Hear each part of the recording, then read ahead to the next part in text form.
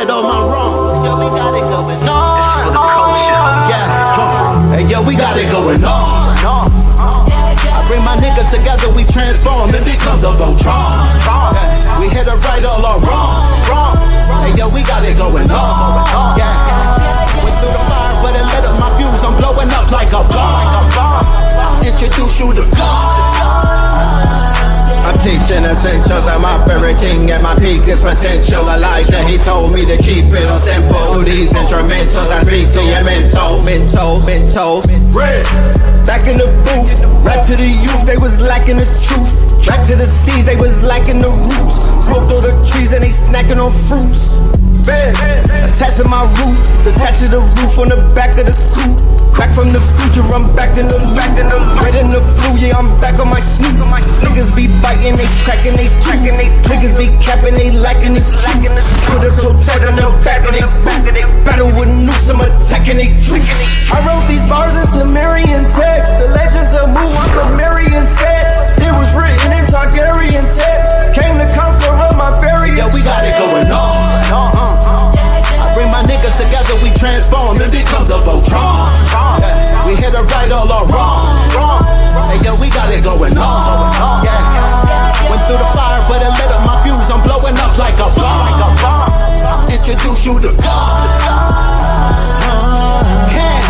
Back on the mic, was dead on my back, now I'm back on my life. Came back from the future, went back to it twice. When I rose out the grave, they said that dude is Christ. I'ma shine like a star, I'ma twinkle, twinkle as I light up the sky. The whole world was watching on the night I arrived. The Messiah's here, I guess it's finally time. Swear that I hear every prayer that you say. I was there every day, I was scared everything in the world. Chat, what the hell? They got a pillar at the Vatican. Pope Pablo, where you at? You either fight or run. Life a game, I feel like I won. Hey, yo, we got it going on.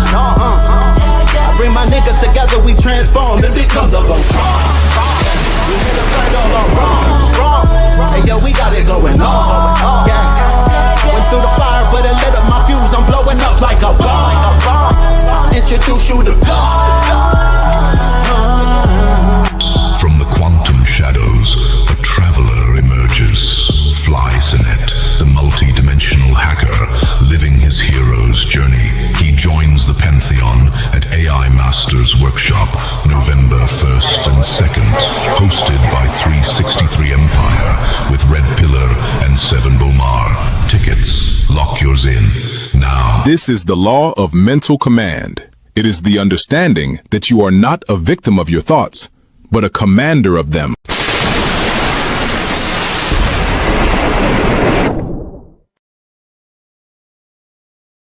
Indeed, yes indeed, yes indeed, ladies and gentlemen, boys and girls, gods and goddesses, moles and mobites. We are in the building. Let me know how we sound on the audio before we continue. And that song that you just heard right there, that is Going On, or Got It Going On, featuring Cambada and Red Pillar, all right, off of the Voltron album, ladies and gentlemen. All right, let's get the show started. Welcome to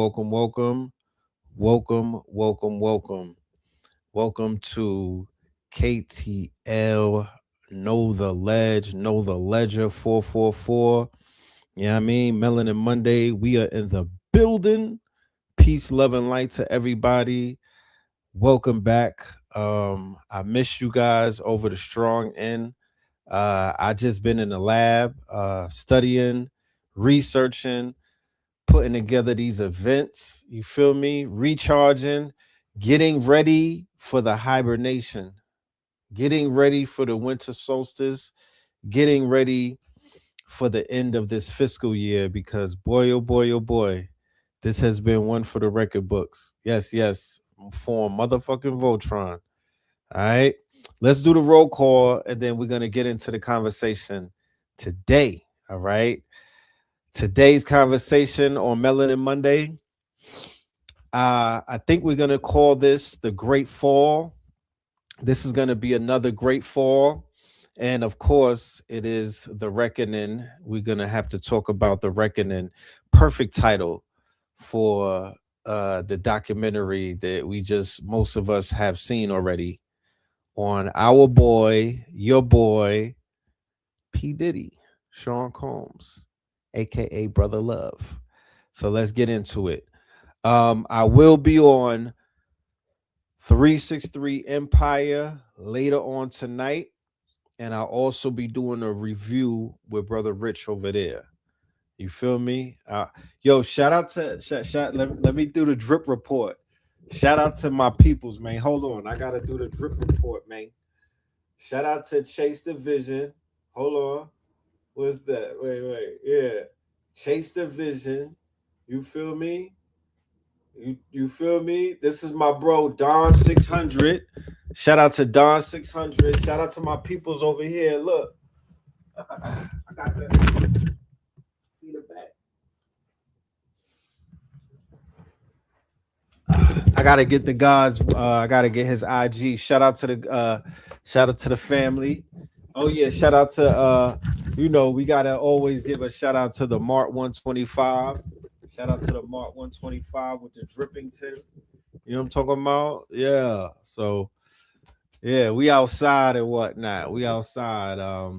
We just outside, celebrating life and whatnot. You know what I'm talking about? Celebrating life and definitely celebrating the Drippington. Yeah, that good nor'easter. BK via Harlem. Shout out to BK via Harlem. You know what I'm talking about? Shout out to Charleston. Functional drip. We got to take that back, right? You know what I mean? This is the end of the shiny suit era. It's time to usher in the God wardrobe. Seminole, Florida in the building. Shout out to Seminole. Oh, you in Thailand? Talk black to me. We got a bill. Yes. Toronto in the building. Austin, Texas in the building. LAX in the building. Norfolk in the building. You know what I'm talking about? Las Vegas is in the building. You dig? Richmond in the building. You dig? Yes, Richard Pillington. The code is fire. Yes, I'm gonna get y'all to I'm gonna find out the brand so we could all get this and we could all drip together. Charlotte in the building. We got Englewood in the building. Minnesota in the building. We have Commerce, Georgia in the building. Ireland in the building. Belize in the building. New Bedford in the building. Left Rack in the building. Spartanburg in the shout out to Blue Pill, of course. Tapping into that blue.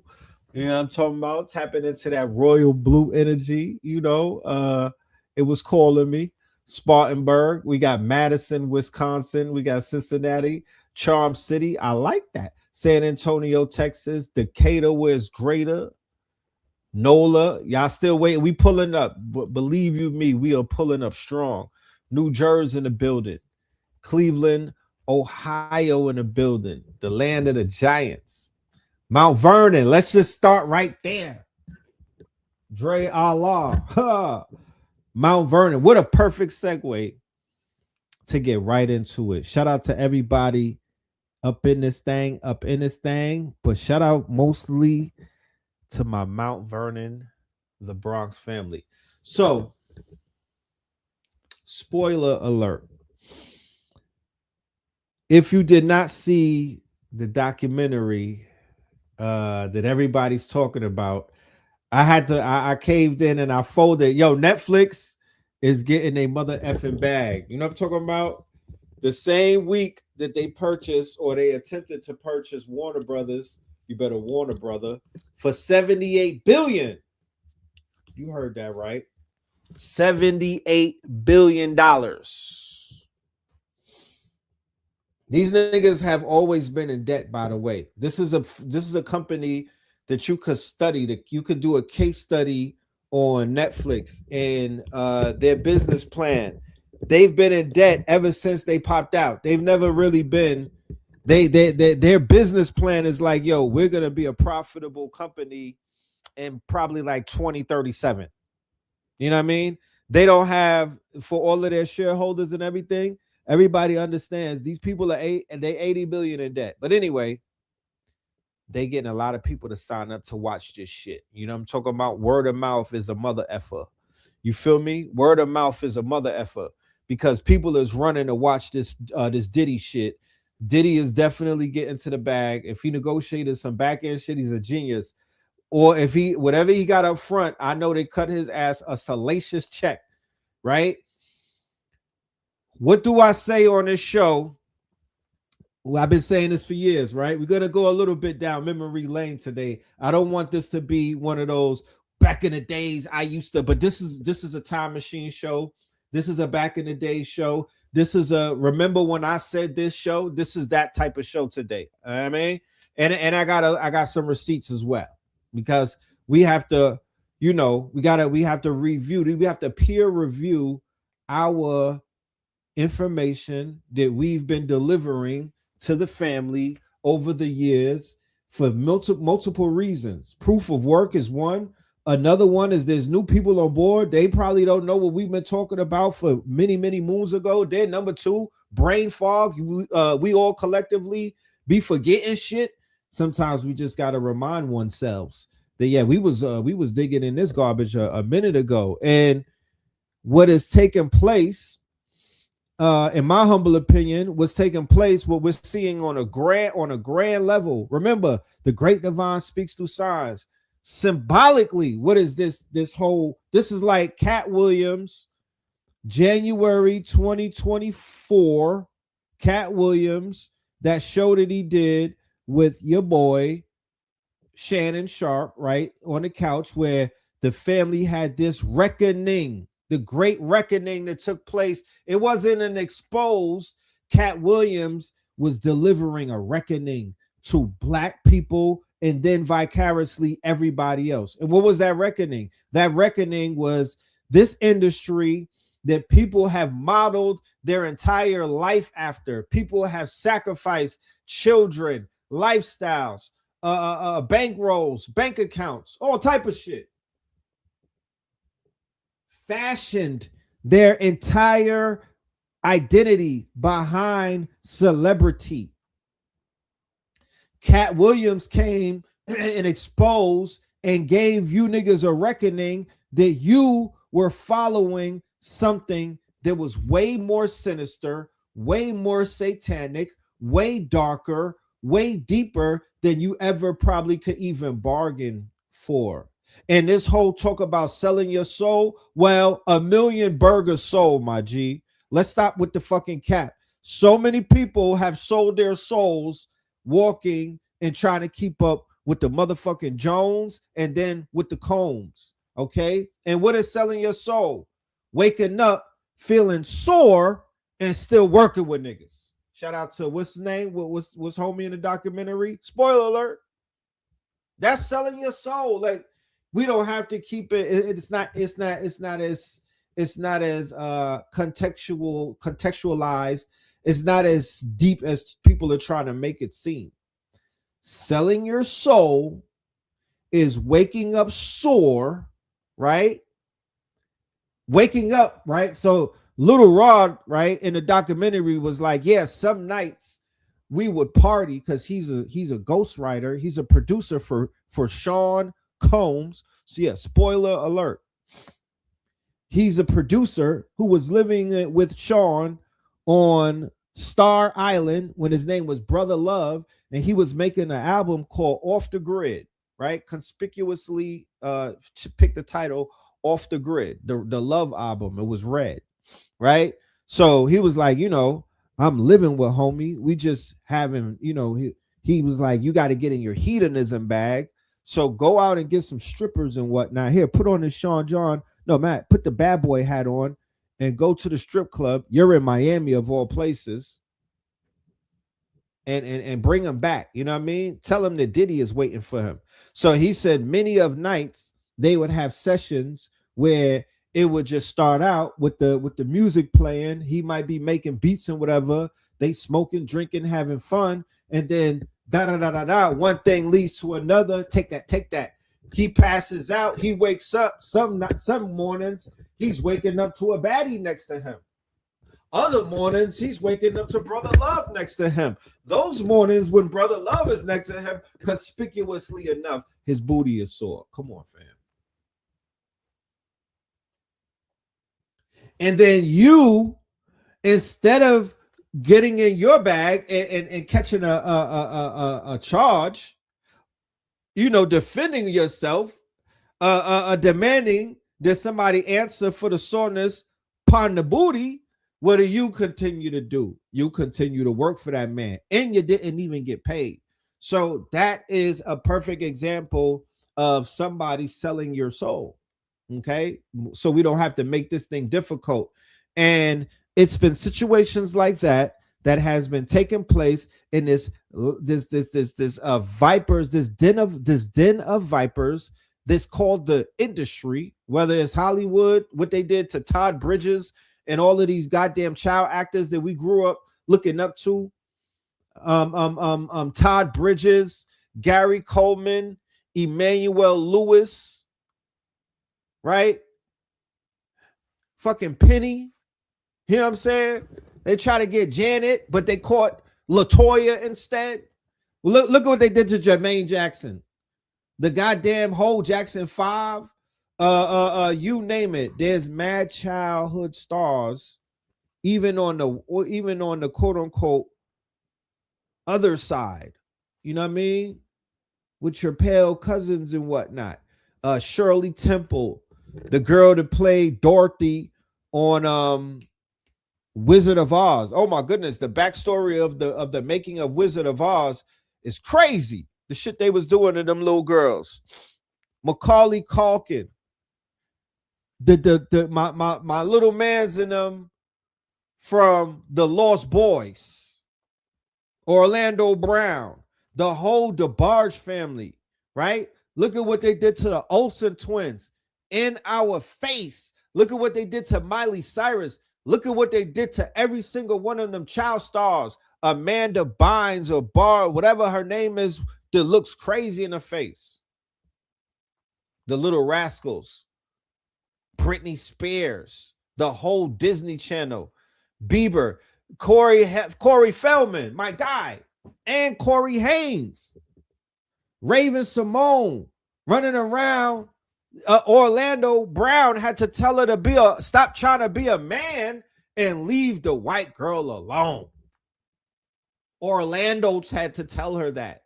You know what I'm saying? Like, this is not haphazard. Even before they came out with a Nickelodeon special, right? Way before the Nickelodeon special, they was cooking these kids in our faces, y'all. Straight like that. Way before Cosby, way before R. Kelly. They was cooking these kids. The same parties that Diddy heard about, that he emulated, that's the parties that they was getting flipped at. That's the party they was getting offered up at. That's the party that they was getting passed around at on all type of barbiturates. Look at what they did to Drew Barrymore. She was like 11 and they was pimping her. Look at Brooke Shields at the Playboy Mansion at 10. What are we talking about? So I want this is once again fake Negro outrage, because people be acting like this is something that they just hearing about. Oh my goodness, did you see the Diddy thing? Oh my goodness, did you see fucking life? What are you talking about, nigga? That's life, nigga. This shit been going on. Stop playing in my face. Don't waste my time. Cause I saw the Diddy shit, but I'm like, fam, I didn't see nothing that I did not already know about. I did not see nothing that we didn't already. There was nothing that we didn't talk about on this show in that documentary. Not saying it like we're saying like we've, oh my god, no. They put it together cohesively, right? Which is sometimes you have to put shit together, because once again, what does the news fail to do? What do these podcasts fail to do? What does black media tend to fail to do? They don't stitch things together well. They're not that great with post-production. They don't put the fucking facts together. And because they left out a ton of shit. Even with the shit that they showed, they left out about 60%. And they did a great job of sanitizing that documentary and left everybody in the industry out of that shit. No Jay-Z, no Fabulous, none of the people that I know. They didn't get into the relationship with Meech. They didn't get in a relationship. No Mace, no G-Dep, no story about Black Rob. They didn't even talk about Heavy D dying. They didn't even talk about the some of the shit behind Homie dying. They didn't give the whole list of everybody from the record label that's all dead. They didn't even put Gene Deal up there, fam. Not to say, but the Gene Deal got some shit to talk about. Gene Deal seen him do some voodoo before, dark magic, what you want to call it. They left out Meech. They left out Wolf. That is a very integral part of the Diddy story, bro. Because I be telling people, fam, there's nothing going on in hip hop right now that was not influenced by Sean Combs. I don't care what region you from. I don't care what you're talking about. All of that down south, get money. We wearing designer. We sleeping with shorties that are baddies. That's Diddy, nigga. What are you talking about? That's all P. Diddy, Sean Combs influence on Atlanta before the rise of a BMF. And BMF got all of that shit from him, bro. They not only from him, but he was heavily influencing Meech. And then when Meech killed his mans, he got in bed with Meech. And then they influenced this new Atlanta wave that you seeing where everything is materialism, big money. Yeah, I don't care if you don't know about, you don't know. I was there. If you don't know about that, tell me where you was at when it was happening, because I was right there. I seen it all. They didn't touch on that. Big Meech was wearing ponytails. He wasn't doing what he was doing until he killed Wolf. And then don't believe the series because they're lying at 50 Cent. That's based on a true story. That's not the whole story. He got turned up when he linked up with Puff. That's around that Jeezy era, the era with Boys in the Hood, when Diddy signed Jeezy to Boys in the Hood, Block Entertainment, and all of these other things. That's a business deal. That's him investing into the South, bringing a light to it, bringing investors into it, telling everybody else that it's time to start focusing on this region. This is the part right here.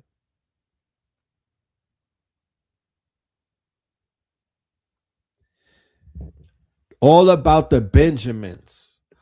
All of people was getting money all of the time. They was getting money everywhere all of the time. We know this, right? Detroit been getting money. Chicago been getting money. They've been wearing buffs. They've been wearing minks. They've been doing pink gators. We're not saying that this is what we're saying is the commercialization of designer lifestyle, bankrolls, hoes, money, and clothes. Versace, Gucci, Louis, all of that designer shit. This partying 7 days a week. All of that. Yeah, Cash Money got influenced by who? You could ask Baby. We was there and saw that as well. Who did Cash Money get influenced by? You know what I mean? It's the Diddy. When Diddy brought Jodeci out, a R&B group, when R&B singers used to look a certain type of way, and Diddy brought Jodeci out wearing Timbs and the rain suit, the see-through rain suit. Then they was wearing the worker boots, and they was doing dances in the rain and type shit with the rain suits and the raincoats, right? And then Diddy followed that up with the hip-hop queen Mary J. Blige, who was able to synthesize B-girl chick or cheek. She was able to synthesize a B-girl look into R&B, right? Where the women never wore their hats backwards, and they never wore Letterman jackets, and they was not wearing things like that. That's what P. Diddy, as the quote-unquote A&R, right? As the A&R, artist and repertoire. He designed. He's a designer, right? He's a designer. He's a Geppetto, right? And all of those people were his Pinocchios. If you were not alive, but that's what I always say what I say, but these documentaries come and back everything up. If you watch the documentary, you'll see what they say. It was Andre Harrell allowed Diddy to be the A&R for this new group called Jodeci. I was there when Jodeci had the breakthrough in music. They never seen nothing like Jodeci before.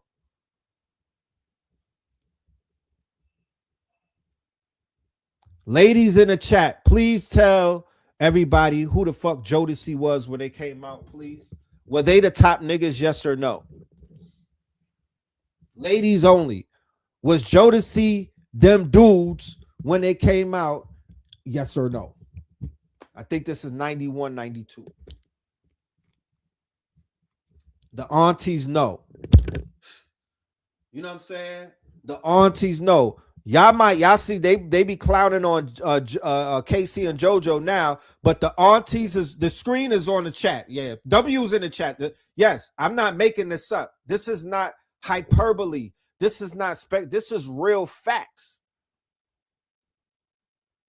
You know what I'm saying? This is real facts. So, yes, a lot of babies were made. A lot of babies. This loosened up a lot of things. The Jodeci and Mary J combination opened up a fucking zone. The shit like, let's think Stranger Things. You see how that shit opening up? Yeah, they opened up a portal when they came through. And the combination, because KC was with Mary J, they was knocking boots. And I'll be sure and all of them. Yes, Heavy D. I'm glad they brought up Heavy D. People don't even know who Heavy D is. So once again, for the chat, was Heavy D at his height one of the top 3 artists in New York at that time? Making music for the ladies and the men in the club, yes or no? This is before Biggie Smalls. This is before Biggie Smalls. Was Heavy D, was he that dude?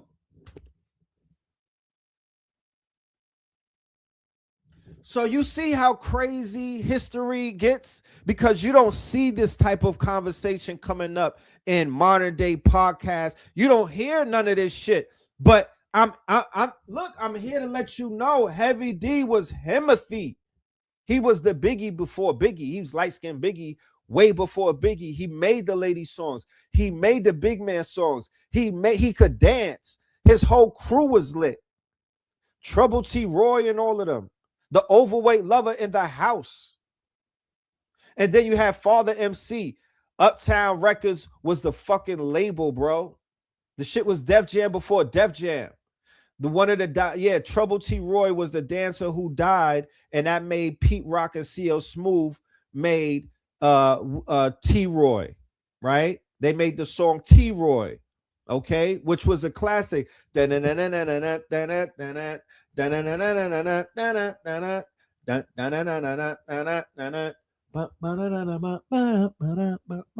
reminisce over, that's the reminiscence song, right? One of the first, that was the second Def. We had Pete, first it was Scott LaRock, then we had Troy, we had T-Roy. So later on, when the younger generation, they get their version of T-Roy, but we already had T-Roy.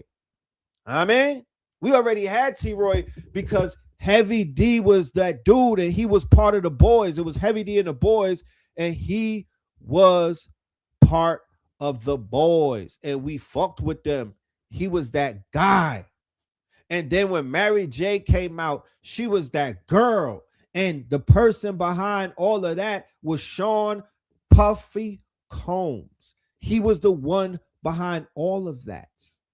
So this is the beginning of his working. This is the beginning of him seeding the culture. This is the beginning of him doing what? Designing this quote unquote culture in his image.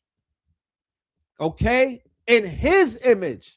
Not in Biggie's image, not in Pac's image, not in Suge Knight's image, not in Snoop Dogg's image, nigga, in Sean Combs' image, not even in Jay-Z, Sean Carter's image, nigga, Sean Combs' image. There was no Baby from Cash Money. There was no motherfucking Master P. There was none of that shit before that. Let's be fucking clear, okay? And the people on the West Coast, he checkmated them niggas, okay? So he designed this whole entire fucking thing that we have.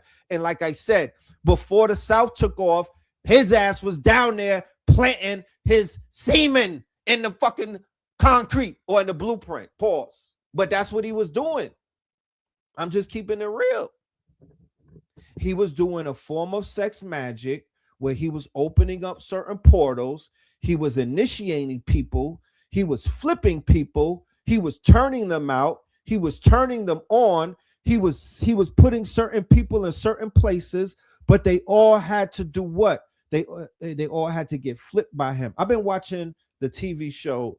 I'm saying, don't get upset when I say semen. Like, that's life. What are you talking about? He's doing sex magic.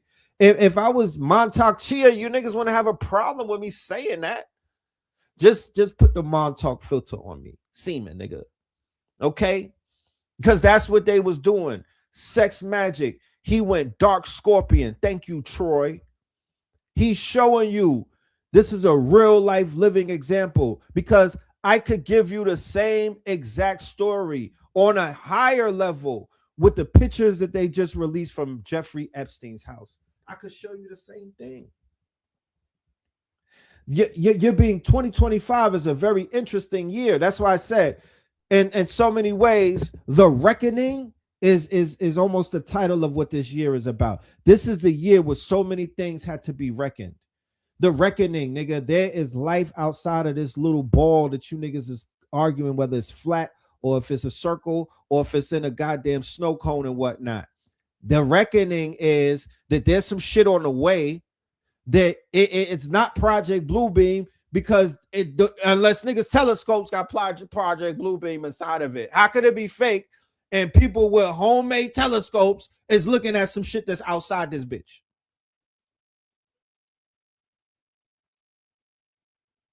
Aaliyah did not have that swag before Mary J. Sorry. Aaliyah had the shit going over her eyes with the boxers tucked in. But once again, with her uncle, Mr. What's the uncle Heckle, whatever the uncle's name is, the uncle that we could still tie Diddy and all of them into that shit still from all the way back then.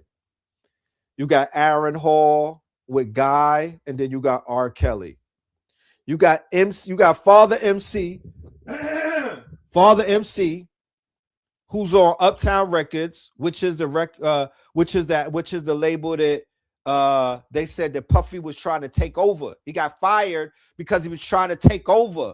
He was so deceptive. He was on his Scorpio power shit that he was trying to take over. Barry Hankerson, right? So who styles Aaliyah? She's 15 years old. It's her uncle and whatnot. So Barry Hankerson and them, yeah, they're gonna give her that b-boy style. But who goes down in the books about who goes down in this cultural quote unquote conversation as to ushering in a certain aesthetic? That's Mary J. Blige, and that would be Jodeci. That is a duo. It's the male and female principal through video music box, right? Through the cable channel, through the video shows, through MTV, broadcasted around the world, and they begin to influence cultures around the world. That's why I'm going to show you videos from people from the UK and other places globally startled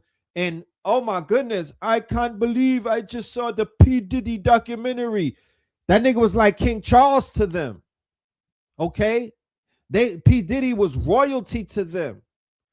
In Africa and places, they fashioned themselves after the P. Diddy model of business billionaire mogul.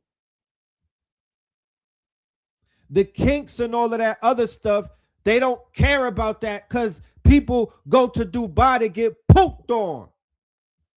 Okay? Let's stop playing games. They were in Playboy Mansion doing a bunch of crazy shit. They was at Clive Davis's freak offs doing a bunch of crazy shit. They were in the Swiss Alps doing a bunch of crazy shit. They were at Bohemian Grove. They were at Epstein's Island. They was everywhere, nigga. They was at Studio 54. They was all sodomites back then. They been sodomites. They been quote unquote. They been underneath Babylons. They've been all type of they've been doing all type of iniquities.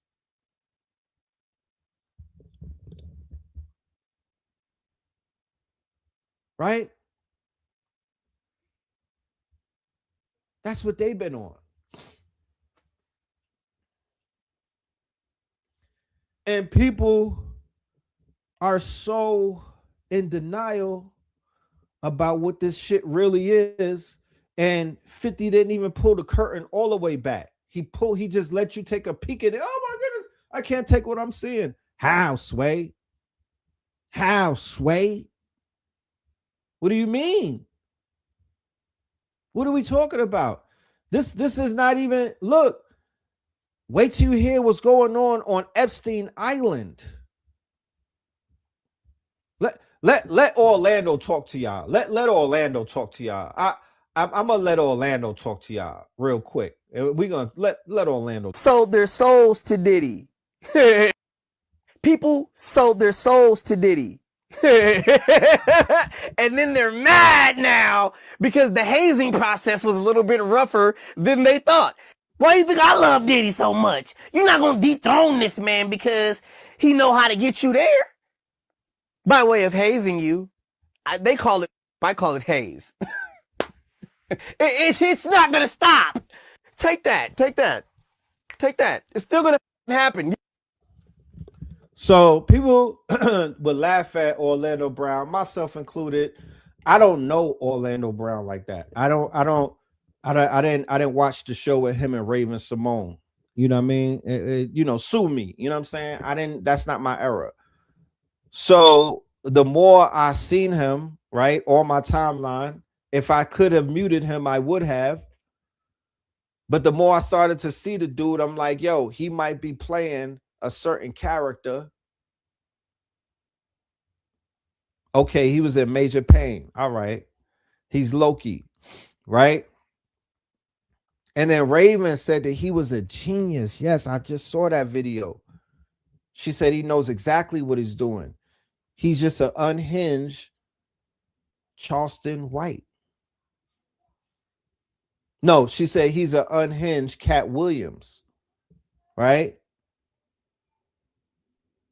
He's an unhinged Cat Williams, but he has to go crazy to say certain things about the crazy shit that he knows and what's happened to him in this quote unquote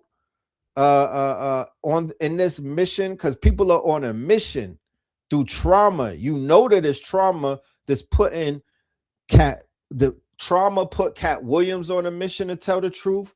Trauma put Jaguar Wright on a mission to tell the truth. Trauma put Orlando Brown on a mission to tell the truth.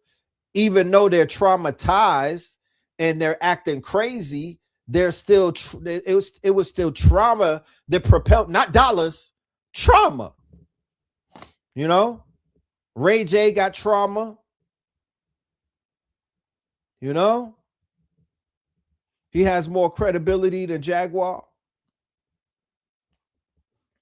We don't hate Kanye. You'll never get hate for Kanye over here. No, we just told you that the Kanye train has come to an end over here. That's all we said, that the Kanye train had to come to a stop. You know, that's it. And then he went and apologized to the rabbi. Yeah, we got off the train at the right time, family. You know, Crody. But check this out. Yeah, oh yeah, his trauma, definitely Ye's trauma made him pop out. Ye's trauma, when they went ahead and renditioned him, right? When they renditioned him, that shit made him pop out. That made him do what he did. A lot of people are pushing back against your trauma. Let's get in a time machine and let's see what was going on this channel in 2023, ladies and gentlemen. Let's see what was going on this channel in 2023, and then we will move forward.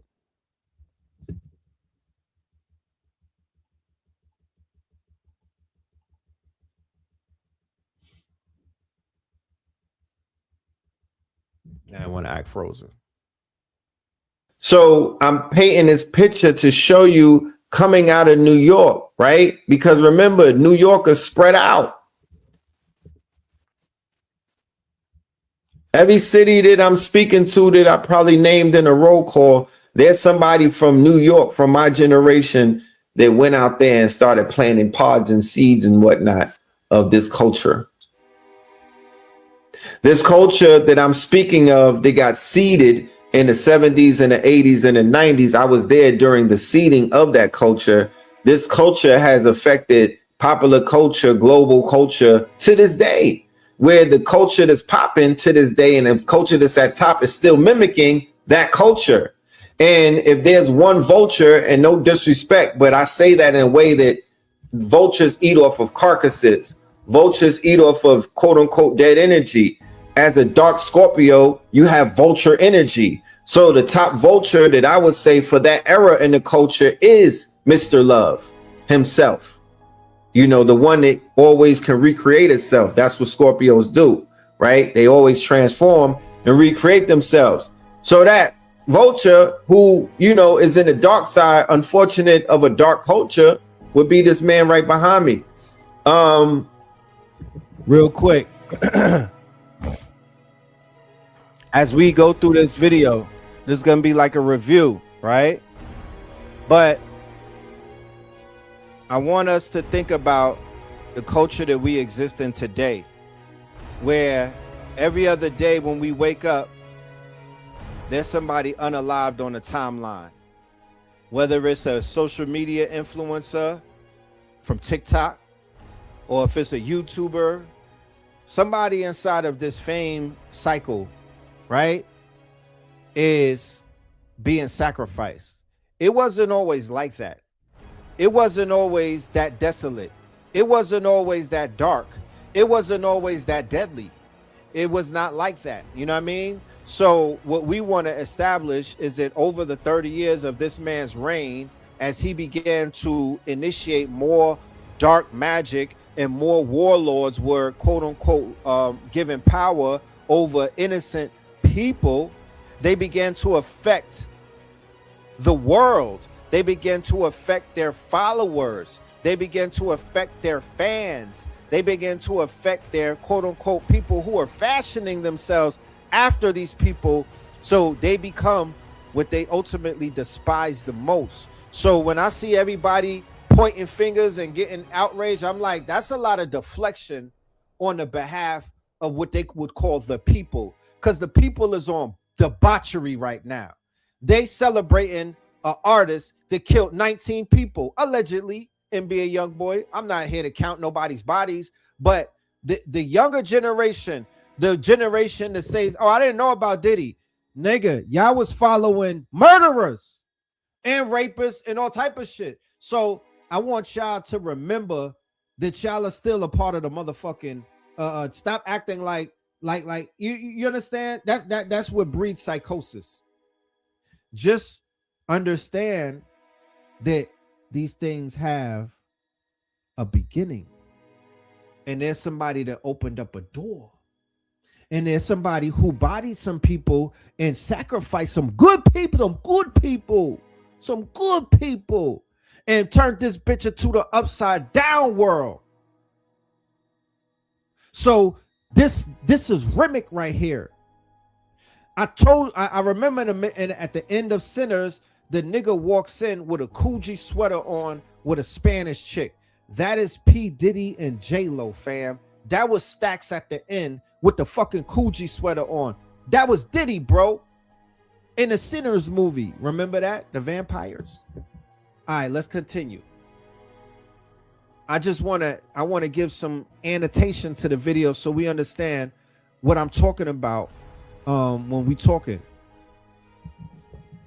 This culture that comes out of the tunnel era, this culture that comes out of New York City in the 90s, that spreads into Atlanta and goes all around the world, and what this culture that the bad boy era is responsible for enacting, this culture that the tunnel era is responsible for enacting, this culture that was all about the Benjamin shiny suits, this culture that's crash capitalism, this culture that's dealing with Romanistic values, right? When in Rome, not Carthaginian shit. Tupac was more of the Carthaginian. He was fighting against. He said, don't let the shit go into the realms of where Puff is bringing it. Don't allow this shit to lose its soul and go into this commercialism, this materialism. That's right. What all about the Benjamin's era is. That's what he represents. That's what the shiny suit era is, the metrosexual. The shiny suit era is when it became about all of your looks, like Dr. Phil Valentine said. The minute niggas started to fight because you stepped on their construction boots that they supposed to be doing construction work in, that's when you knew the motherfuckers have crossed that threshold when they're not being in their proper persona. Metrosexual shit has killed hip hop. It has killed culture. It has killed the rules. It has wiped a lot of shit out. The all about the Benjamin materialism has killed the spiritualism. It has killed the consciousness. Before that term was introduced, before that term was even inserted into the lexicon, and P. Diddy ushered in metrosexual, niggas was not wearing Mercers. They were not wearing high heels. They were not wearing girl shirts and blouses. They were not getting their eyebrows shaped up. The only niggas doing that was Dominicans. Facts. Yeah, he brought that in. We saw what it did to consciousness. When that energy came through consciousness, it has destroyed many temples and crushed many pillars and whatnot that haven't been healed as of yet. When this whole shit went into materialism going wow, and y'all caught on into the worm that my dude, you know what I'm talking about, right? Freaky Cuz, you know. Freaky Cuz is polite. Freaky Cuz is polite, okay? And Freaky Cuz introduced a P. Diddy mentality into the conscious community when he began to emulate Sean Combs, because that's who Freaky Cuz was emulating. He was trying to be like Diddy. Him and Sinetta. Polite and Sinetta was trying to be like Diddy, bro. Facts. And they started pushing that all about the Benjamins mentality, and niggas got corrupted in this community. To this day, they still corrupted in this motherfucking community, following the Freaky Cuz doctrine. Talking about the worm that Freaky Cuz was dangling and whatnot, and when they shifted the consciousness into a materialistic first his acolytes, mentality, the dick riders, you see where it has taken this whole collective as a whole. In this community, there's a laundry list of people who came before you, commercialized and basically bought out, right? To this day. And compromised, to this day, right? With price tags on them. And they try to get you to buy into shit like that. And now look at them. We know that that spirit is not a benevolent spirit. We know that if that spirit was going to help anybody, those people would have been helped by now. So we know what crash capitalism did to the minds of generations upon generations upon generations. We know what the So when black people start saying, man, there used to be a day and a time where everything wasn't about money. There used to be a day and a time where everything wasn't about what you had on, what you was wearing. You know, people would want to get fly, and it would count towards your final score, but they didn't make that the end all be all to how people were rated and whatnot. Post, it's all about the Benjamin shiny suit era. This thing became ever so much more about what they call crash materialism, and that gave birth to a lot of crash outs. That gave birth to a lot of crashing out. Women were not selling themselves prior to that. Women were not offering themselves prior to that. They did have prostitution and they did have sex work, of course. There was Hunts Point. There was, they had the blade and whatnot, but it was not widely accepted. It was not part of mainstream culture. This shit was not a destination. Lil Kim brought you that. The loss of Tupac Amaru Shakur has done upon generations upon generations upon generations. We know what the premature loss of our good brother Christopher Wallace has even done upon generations upon generations upon generations, because we always say it ain't where you're from, it's where you're at, and it's not how you start the race, it's how you finish it. I could really just imagine where an artist such as Biggie would have been in about, you know, in the year 2000. And think about it. You know, we know Biggie wasn't the most conscious, you know what I mean? He wasn't the most positive of an artist, but imagine where he would have matured into. Imagine what he would have been sounding like in 2001, 2002, 3, 4, after the Towers, even if Pac was still alive. Pac as well. So when you take away something that is so quote unquote giving, it has so much potential and probability to it, and you try to replace it with what you have to offer, that's when you see there is going to be a tear in the time space continuum. Because imagine if we live in a what if world, if we had to just switch around the two people and make them switch places just to see what the world would be today. That's how you can measure things sometimes. You know?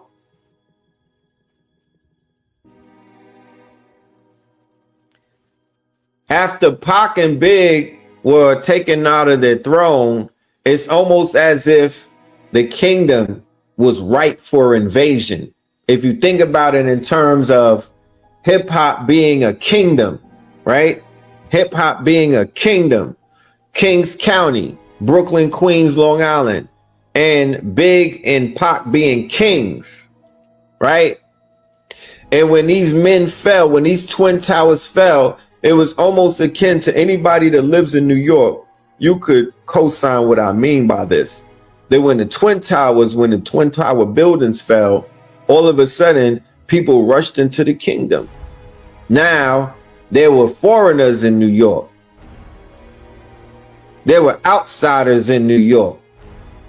It dropped the gates and caved the walls in. There were outsiders running through the city when you never saw that before.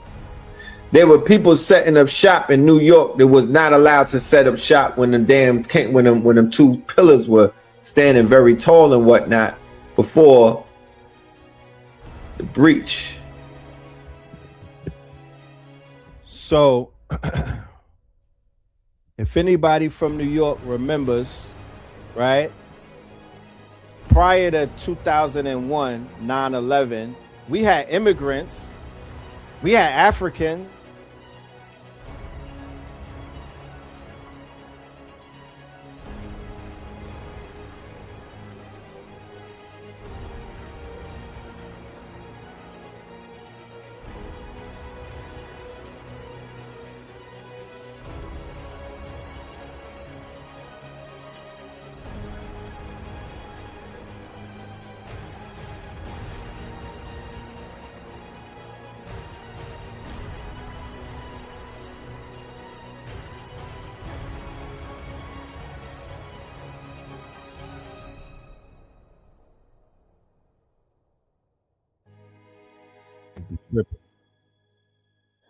might be tripping sometimes.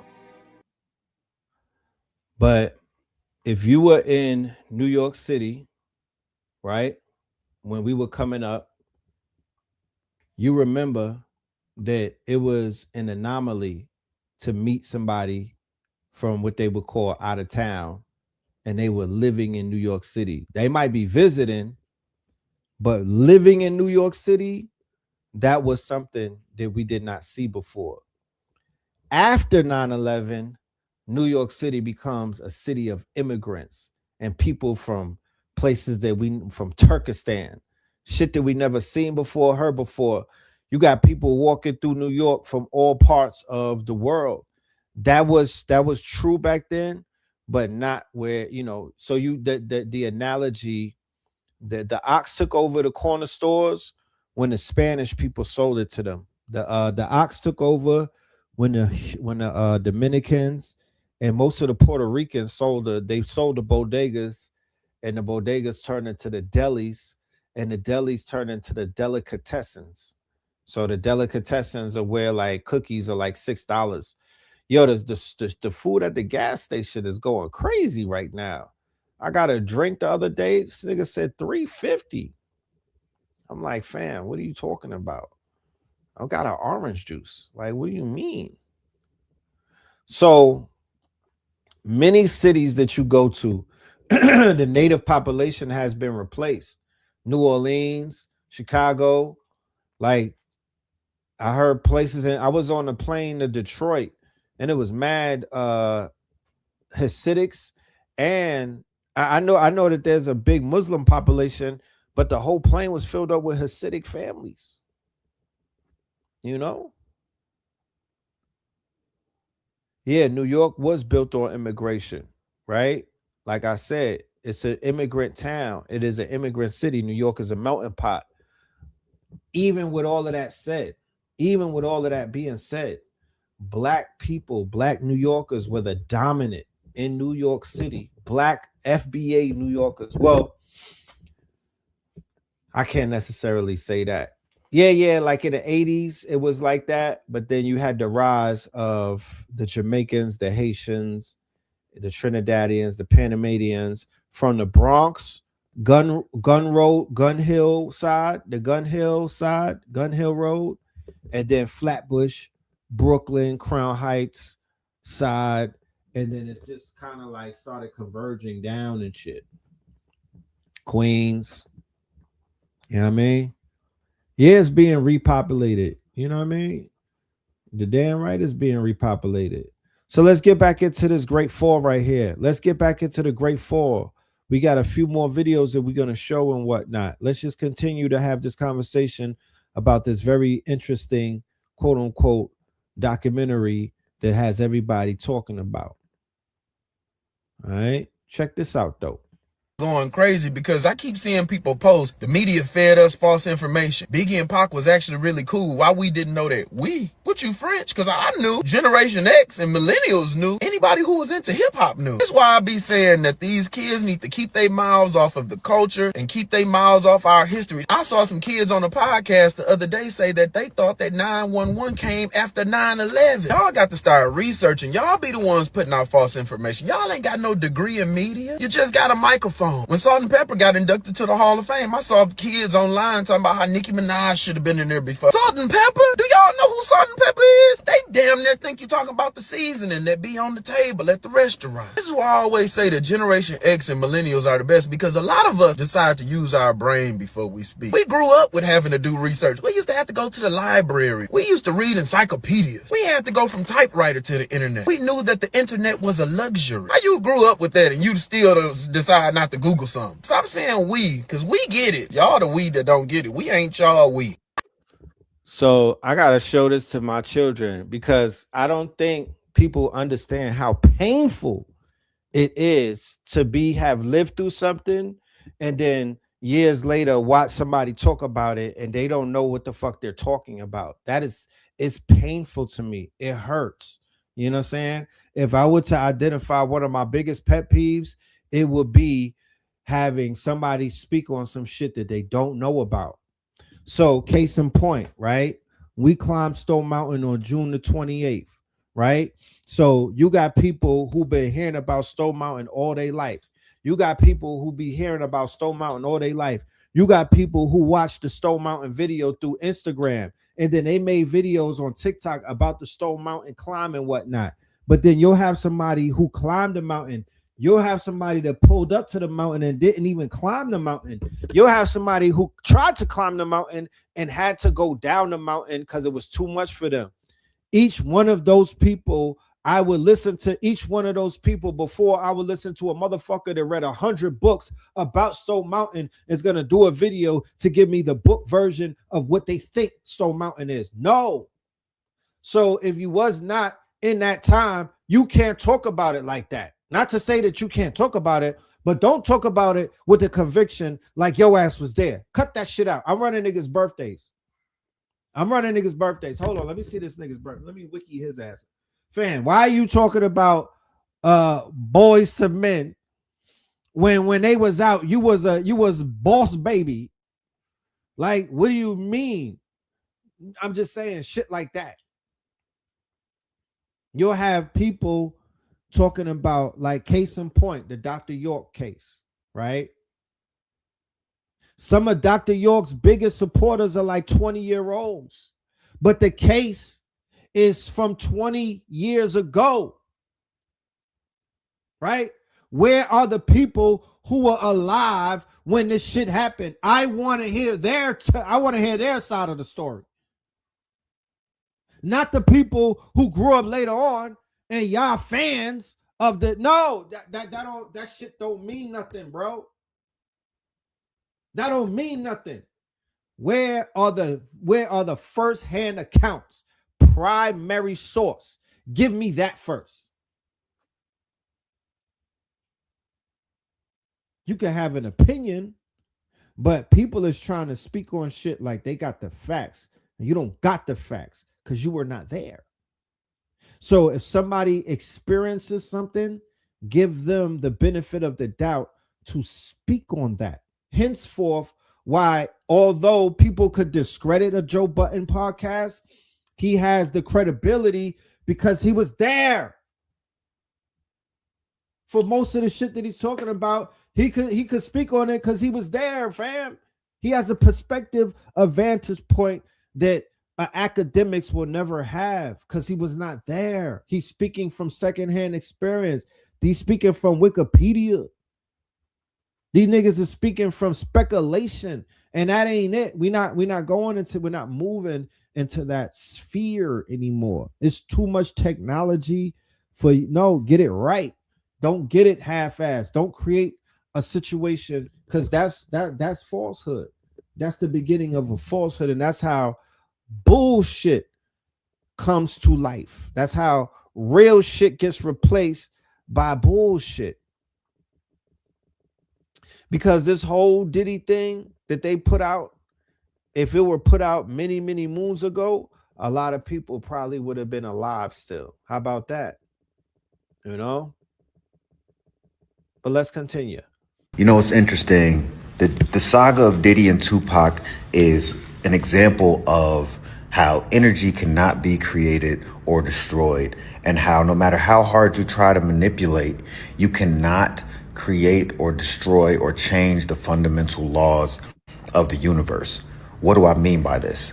Tupac was a shining example of everything that Diddy wanted to be, and he was that naturally. He was charismatic, he was sought after, desired, he was very well liked and a naturally likable person. He was charming, he actually had intrinsic talent, he was a star. He was what Diddy tried to force his way into becoming. Diddy, through force, through manipulation, through fear-mongering, tried to become loved and adored and liked, but all he could manage is like a twisted clone of that he was able to garner through fear. But back to my original point, he thought he triumphed over Tupac by killing him, when actually what he did was make Tupac immortal. And by Diddy continuing to live and earn more wealth and, in his mind, earn more adoration, he thought he triumphed. He thought he... This is deep, bro. This is deep. This story right here can apply to a lot of situations that I've seen in my lifetime. It's niggas running around right now who destiny swapped, right? It's niggas just running around right now who have destiny swapped. Huh? I seen master teachers get destiny swapped in this community. Huh? So when people are very frustrated, and from my generation and maybe the younger generations, and they don't know what the frustration stems from, it stems from this reality. The fact that we know that this reality is a false reality because we like, yo, nah, we got robbed out of our fucking reality, bro. And that shit is pissing us off. Like the hate you gave little infants. We were being ushered in to a certain reality. And these niggas clipped our reality, bro. They changed it by offing people who were supposed to build out a new reality. That's what I'm talking about with Ascension Protocol, fear of a black or more Messiah, the messianic ones. When you take out a messianic one before the Messiah can arrive, before when you sacrifice, or when you quote unquote assassinate a Messiah or a messianic force, you fucking switch the timeline. That is the Adjustment Bureau. You bring in that's the upside down world. You bring in a new timeline. So people cannot function in this Diddy timeline if they are on that Tupac energy. They made it hard for all of that energy to even exist. They crushed that energy at every turn. He put Watchmen out there, right? The same way that the Mind Flayer in the TV show Stranger Things.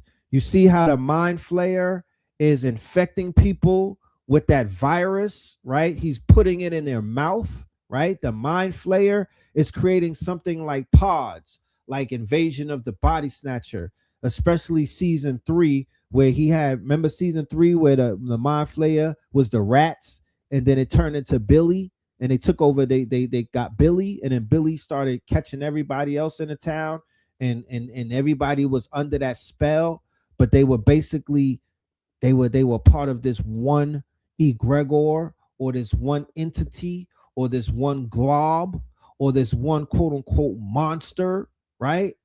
That is similar to this egregor, this vampire-like energy that a person like Clive Davis, right, who basically may be the one who really was running that show, right? Because it wasn't Andre Harrell. Andre Harrell started it, probably the hive mind, like the Borg. Yes, like the Borg.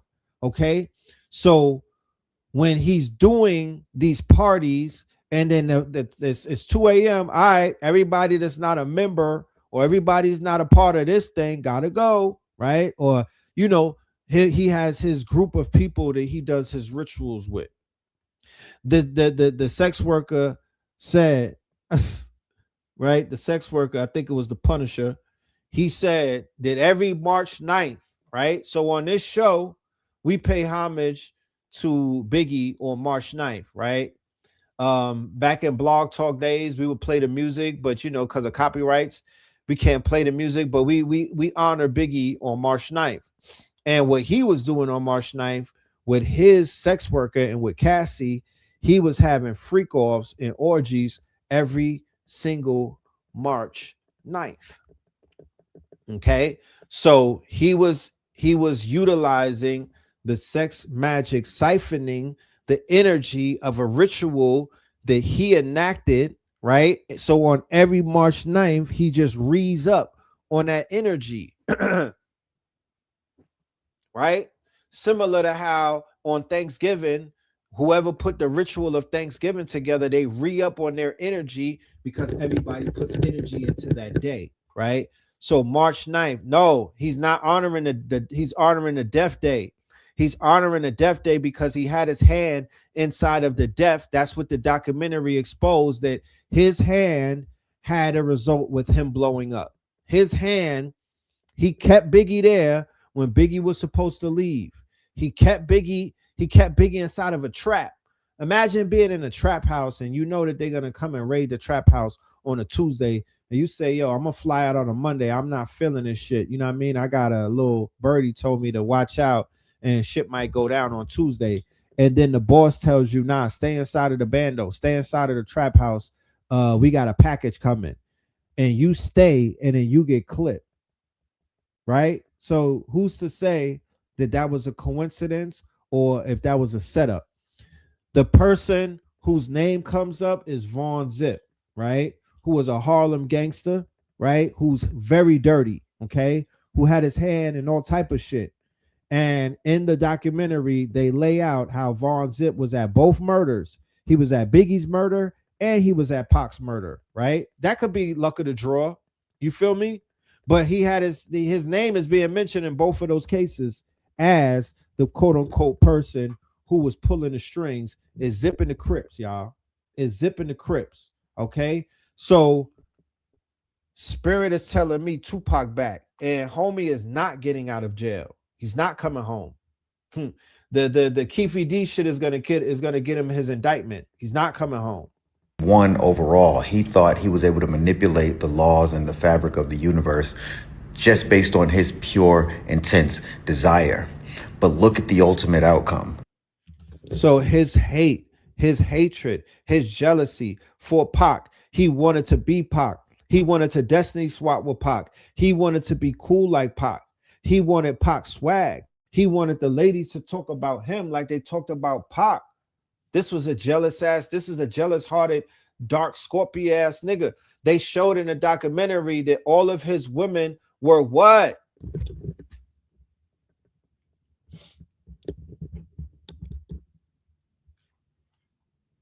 They were collecting the seed of the Punisher. They were collecting his seed. That's why I mentioned that earlier. Diddy was collecting his seed in a cup, okay? And then when he asked them, why are you collecting my seed? Then they stopped asking him for his seed. He told him, you know what I was doing? I was rubbing it on Cassie, right? That's what I say. Diddy and Harvey Weinstein and Jeffrey Epstein and Williams are the same. Check this out. All the people Epstein intentionally placed around himself because he targeted very specific fields of science. If you thought we are going to do a Epstein deep dive. This Epstein shit, you have no idea how dark, how deep, where this is going. This shit is going beyond anything that you can ever fathom. This rabbit hole is crazy. But we're talking transhumanism. We're talking genetics. We're talking biogenetics. We're talking AI. We're talking all type of shit, right? So the same thing that they were doing over on Epstein Island, Diddy was doing it over on Star Island. Let's be very clear. This is bigger than just having sex, kinky sex. It's bigger than that. They are not exploring the angle as to what is really taking place. That's why I said the documentary was wild sanitized. It was a hit job done by 50 Cent to discredit and to bring him down. However, they would not mention Clive Davis. They would not mention the other people. They kept mad people safe. He helped to say he cleaned up. He did what Donald Trump would wish somebody would do with the Epstein case. That's what 50 did for the Diddy thing in terms of clearing up all of the guilty parties, the higher ups who really were benefiting off of a lot of the shit that this dude was doing. And they were the ones who were making sure that he got away with what he was getting away with because he was tasked by these people to be the ultimate boule, he is the watcher. He was the ultimate white gloved house nigga for them. And he was to spot and he was to tell them about every single black messiah who came through his doors. And he was given instructions to crush and destroy every single one of them. Okay. He's not the only one that gets tasked with that, but he was the one that was carrying that shit out for 30 years straight. All right. So let's go and get into Epstein's situation and we'll be right back. No, matter of fact, let's finish this dude and then we'll get into that. Tupac is still more loved, more respected, probably even more so than he would have been had he continued living. And Diddy's reputation, legacy is destroyed. In some ways, Diddy is more dead than Tupac will ever be. And that's the lesson there. The energy cannot be created nor destroyed. No matter how hard you manipulate, you can't change the fundamental laws of the universe. Cannot. You cannot. You cannot take away the Pac energy. You can't change the Pac energy. The hate you gave little infants fucks everyone. He did make him bigger in death. Some people you can't kill. Some people you have to silence. Some people, if you off those people, I'm saying if you unalive those people, you wind up making those people bigger in their unaliving than they were in life. That's exactly what happened to Pac, right? So he was haunted by Pac's spirit. He was haunted by the memory of Pac. That's why he is in jail, rotting as a corpse. The lady Capricorn Clark said she damn near broke down in court because when she took a glance of him, he looked like he was decaying, right? No more quote unquote adrenochrome, or no more quote unquote, men's juices to keep allegedly to keep you alive and keep you youthful and whatnot. No more of those certain things, right? So when that's taking away, you get the Ellen DeGeneres effect. Ellen degenerate, you start to degenerate. Okay, so let's see what Epstein was doing on his island and why these people are hiding this shit from the world. Why they don't want you to know, and they want to keep it. They want you to think that it was just about Political orgies. connections were bad. Wait until you hear who he surrounded himself with in the scientific world, because this part might be even more important. Let's talk about the people Epstein intentionally placed around himself because he targeted very specific fields of science: genetics, AI, neuroscience, longevity, evolution, and human intelligence. And the names connected to him are not small names. These are some of the most influential thinkers on the planet. You had Stephen Hawking, who was like his trophy scientist. Yeah, that's Stephen Hawking. Epstein flew him to the island for private physics conferences. He paid for submarine trips, catered dinners, and photo ops. Why? Because having Stephen Hawking at your private island gives you credibility. It tells the world you're not just a predator, you're a visionary. And Epstein fed on that image. Then he had Bill Gates, the global health billionaire. Gates has admitted he met with Epstein multiple times after Epstein was already a convicted child sex offender. His sick relationship with Epstein is what led to his divorce because he chose their friendship over his marriage. And remember, his divorce cost him $76 billion with a B dollars. Epstein bragged about their meetings constantly because Gates was a golden ticket for him. He had global influence, philanthropy, health research, population initiatives. If Epstein wanted to reshape humanity through genetics or reproduction, then Gates was someone who he wanted in his orbit. I believe the connection will matter big time when the files finally come out. Then we had George Church, the DNA editing pioneer, a Harvard geneticist, one of the fathers of CRISPR. It literally edits DNA. Epstein funded him. They met multiple times. Church later apologized, saying he had missed the red flags. But think about this. Epstein was obsessed with breeding, genetics, and eugenics. So he attached himself to the people who actually had the ability to engineer the human body. Coincidence or strategy? Then there was Marvin Minsky, the AI godfather, a pioneer in artificial intelligence, a co-founder of the MIT AI lab. Epstein flew him to the island for scientific conferences too, and one survivor, Virginia Giuffre, said she was forced to have sex with him. Epstein wasn't just collecting scientists, he was collecting visionaries who could reshape the future of humans. Lawrence Krauss was like the public defender, a famous theoretical physicist who literally said, quote, "I never saw Epstein do anything wrong." This was after Epstein's 2008 conviction, too. Krauss wasn't just connected, he was also useful. He gave Epstein public credibility in the scientific world. There were others in his circle like Murray Gell-Mann, the Nobel Prize physicist, Jaron Lanier, the VR pioneer and Microsoft researcher, Eric Lander, the geneticist and later presidential science advisor, Ray Kurzweil, the Google futurist obsessed with merging humans and machines, Seth Lloyd, the MIT physicist who took Epstein's money. Y'all, these aren't just random academics. These are people shaping humanity, literally. If Epstein's files ever reveal why these connections existed, it could change everything because everyone expects the files to name politicians, celebrities, billionaires, royalty, and honestly, nobody's going to be shocked if those names come out and are just terrible. But if the files show that Epstein was using victims or his influence in connection with genetics research, AI projects, and breeding programs or scientific experiments on people, that would reveal an entirely different level of horror. That would rewrite the story, and it wouldn't just be about trafficking, which is bad enough on its own. It would be about human engineering, eugenics, and a group of powerful people who saw Epstein as a means to an end, which is why This might be the real reason they don't want the files released, because exposing a predator is one thing, but exposing a network of scientists, billionaires, universities, and institutions, that's another. That threatens power, funding, reputations, and everything the public thinks they know. So we have to ask, why did a sex trafficker need access to the world's top geneticists, AI experts, and transhumanists? And what exactly were they working on together? Because whatever the answer is, it's bigger than anyone wants to admit. So when you hear that he's being protected and you see this dog and pony show with these politicians and whatnot, right? This is one of the main reasons why.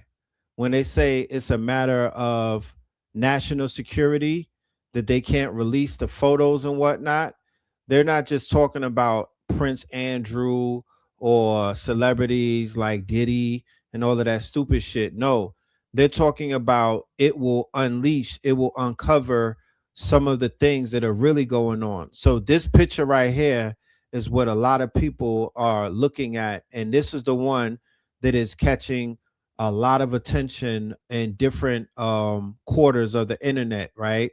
They're having thought pieces on this photo alone. So how many people saw that movie? What's that movie where they got the rich people on an island and whatnot? Blink Twice, right? So this room right here, this is not a dental office. This is inside of his mansion. This is not a dental office, first of all, right? It looks like a dentist's office. However, this is not a dentist's office. This is an office where your face can be changed and whatnot.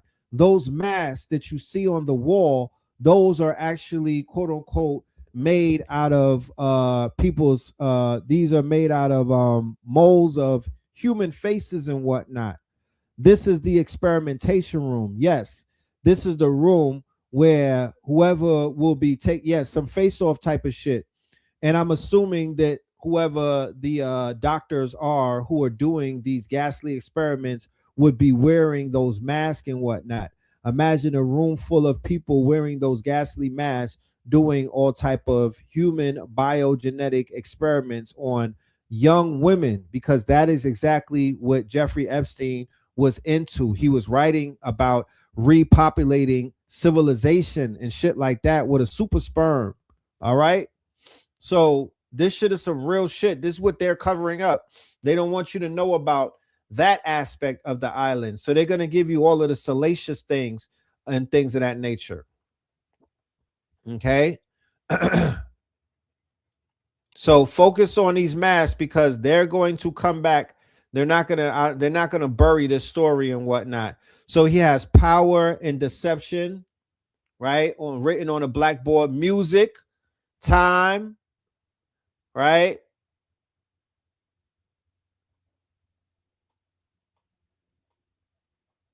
Power, deception.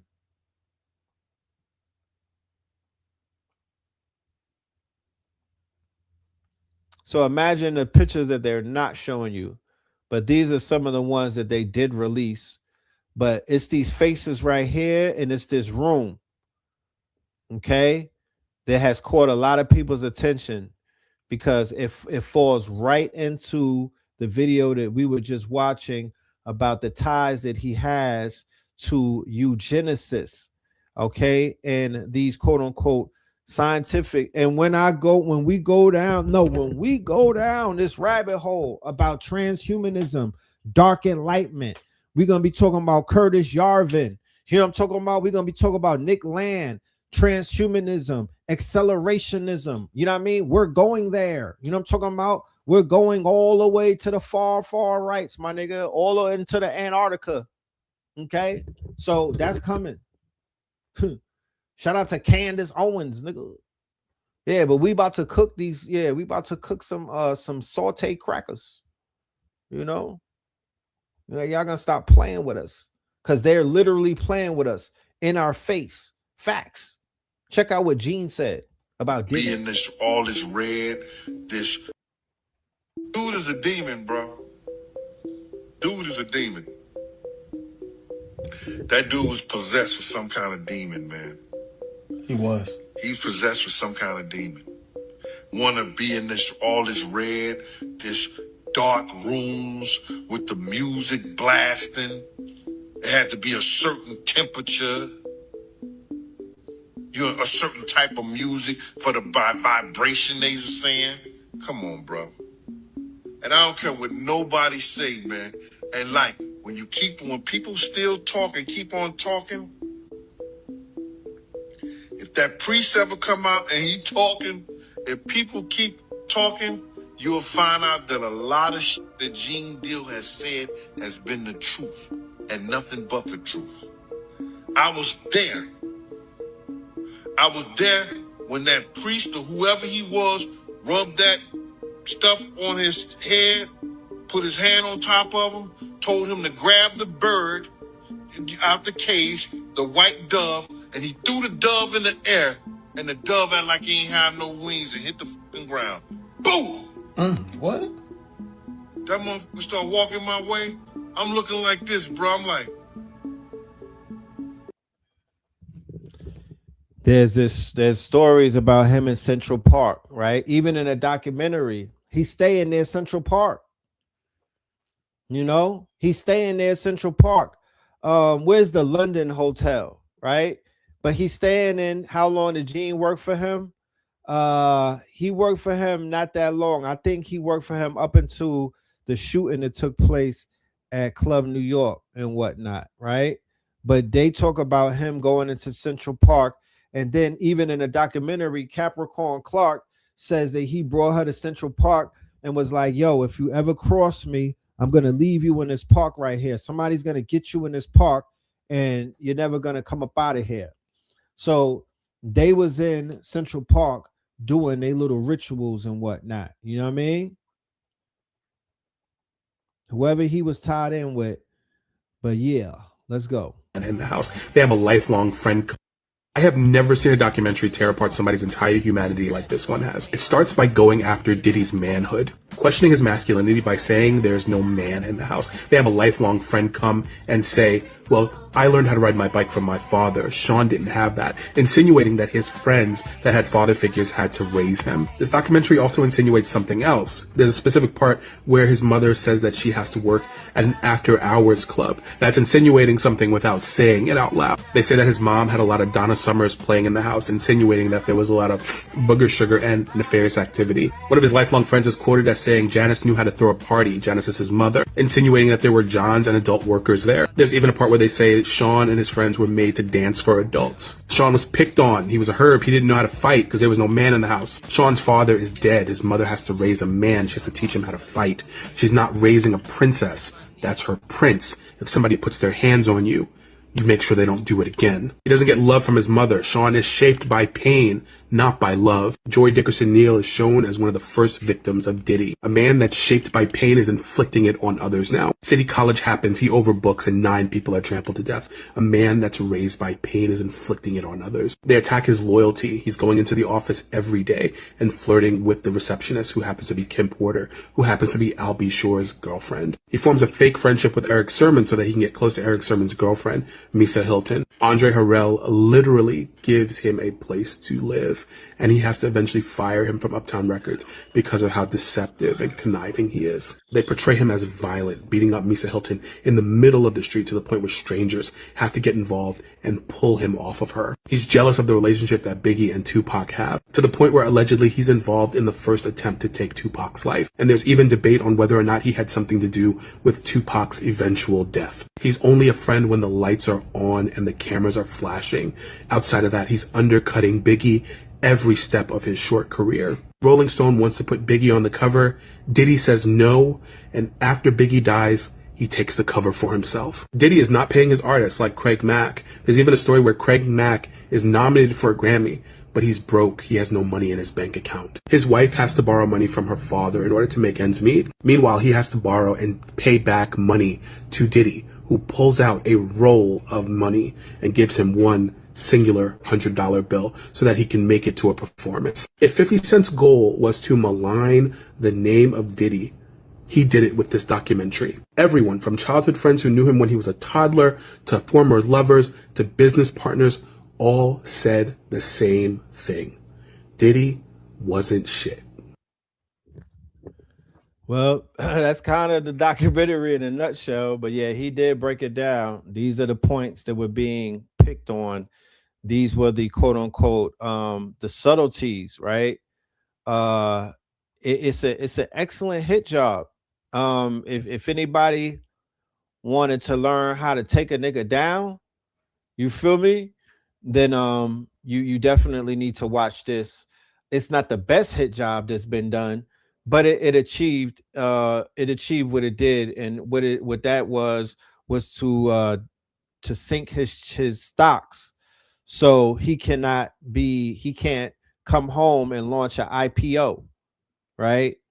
He's going to try to come home and recreate himself and launch an IPO, meaning that he wants the public to buy into him again. So Diddy is destroying his IPO options, right? They're going to hedge against him now. He's a toxic investment. You cannot invest in P. Diddy moving forward. He's now a toxic investment. It's hands off Diddy.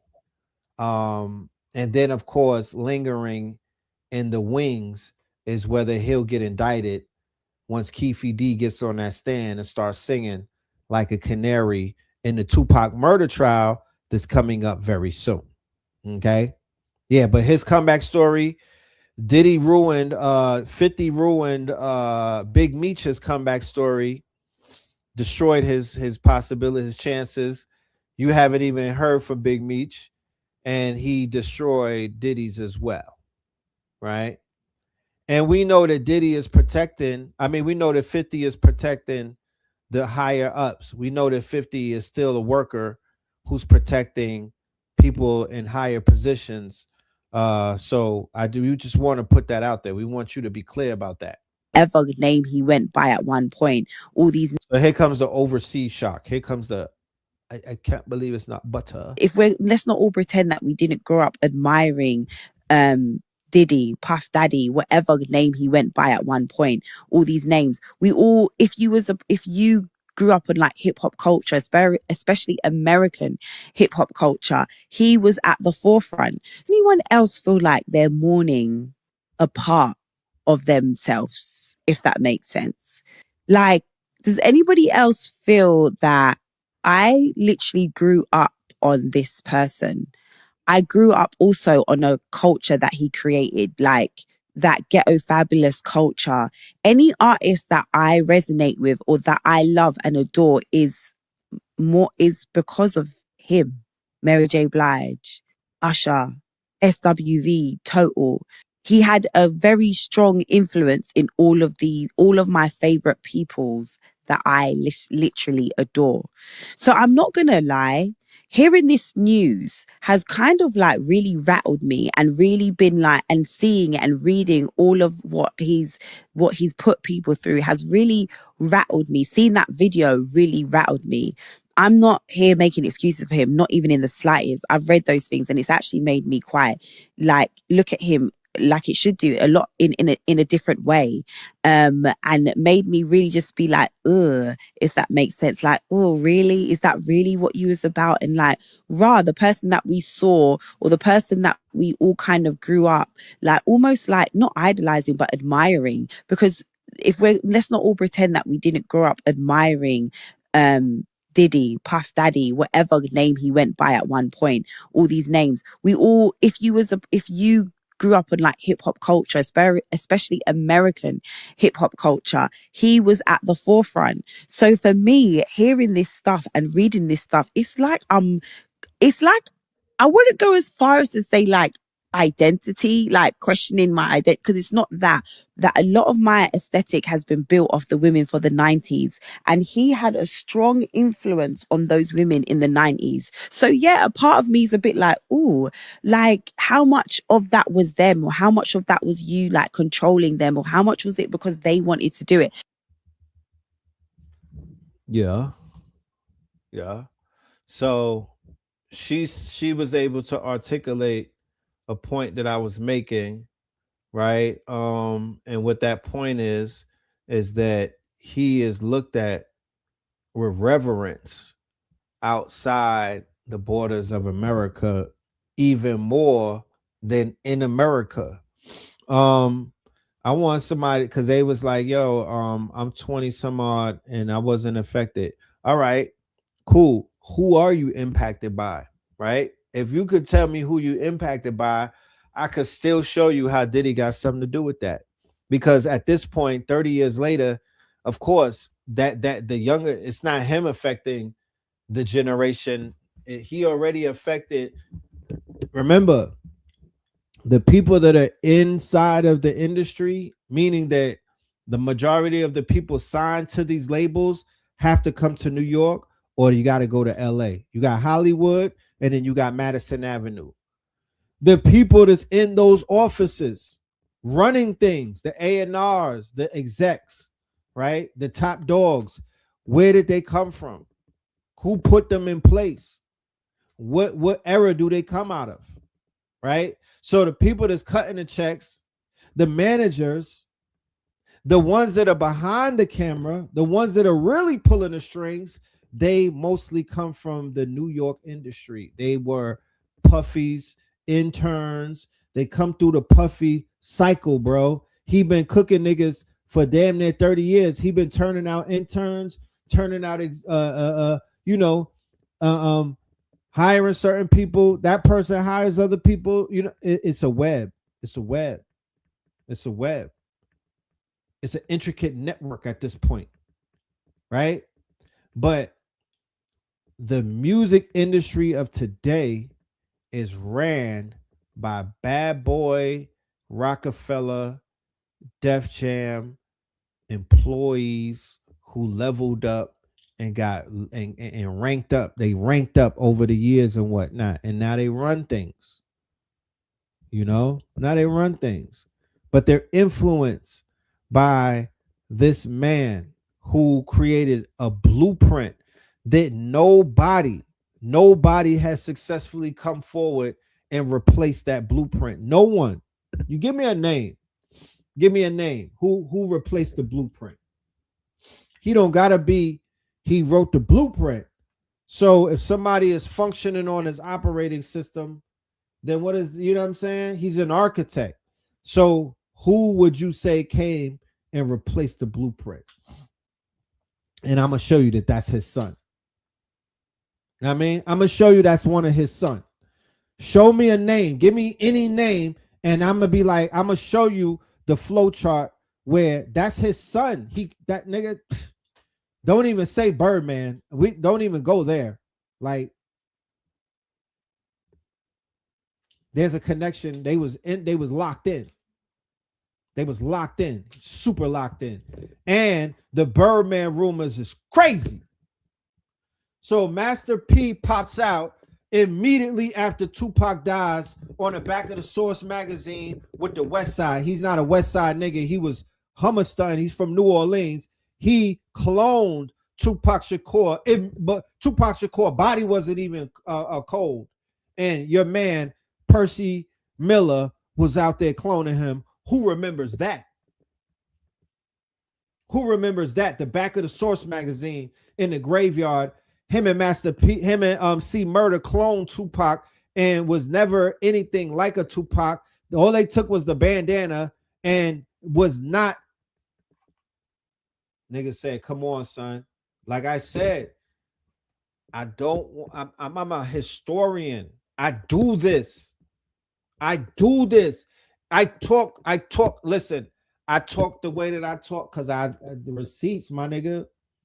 Even in the motherfucking Mandela effect, nigga, we still got receipts. We got Mandela receipts and we got real world receipts. He did that. He did that. This is before About It. Real talk. You could. He did that. He tried to destiny swap him. Real talk. He was trying to clone the homie, and they did not take the revolutionary side of him. They did not take Dear Mama part of him. They took the tattoo and the bandana, nigga.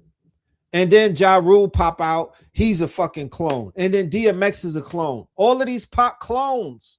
But nobody ran off and said, fight the power. Nobody said Brenda got a baby. They never cloned that part, but they always wanted to look at the aesthetics.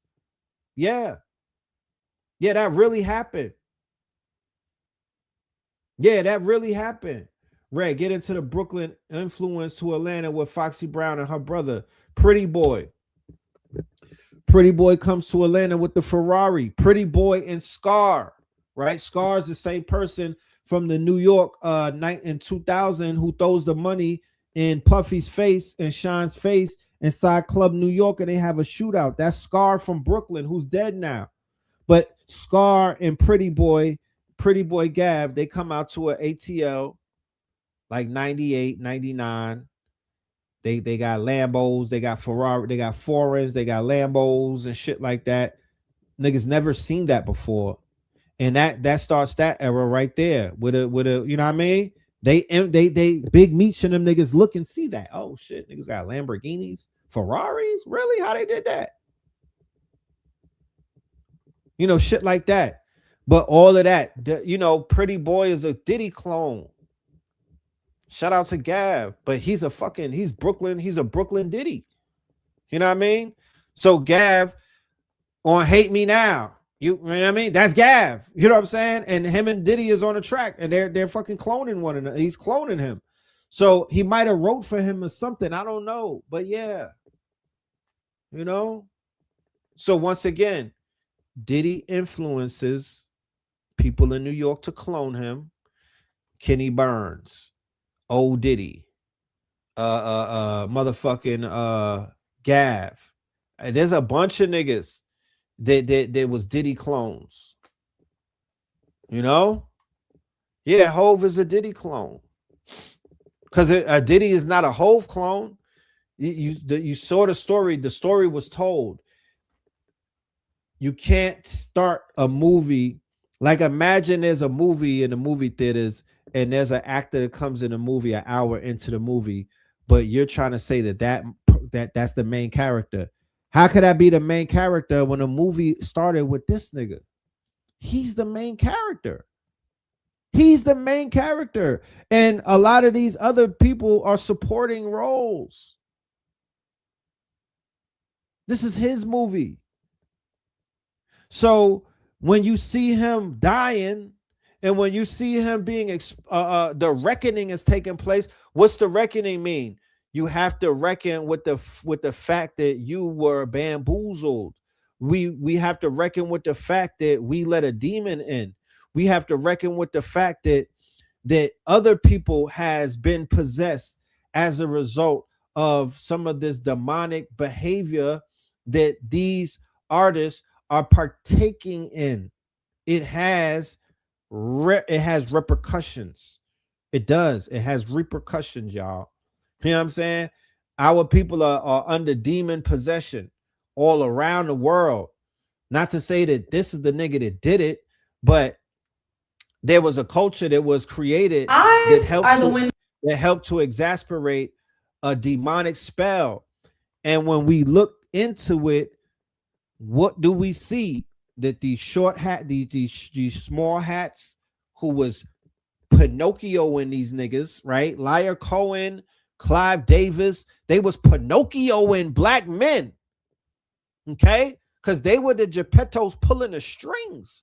Lucian, all of them are the Geppettos, and our people are the puppets, and they are affecting the mental, spiritual, economic, emotional health of our people. This nigga created the word player hater.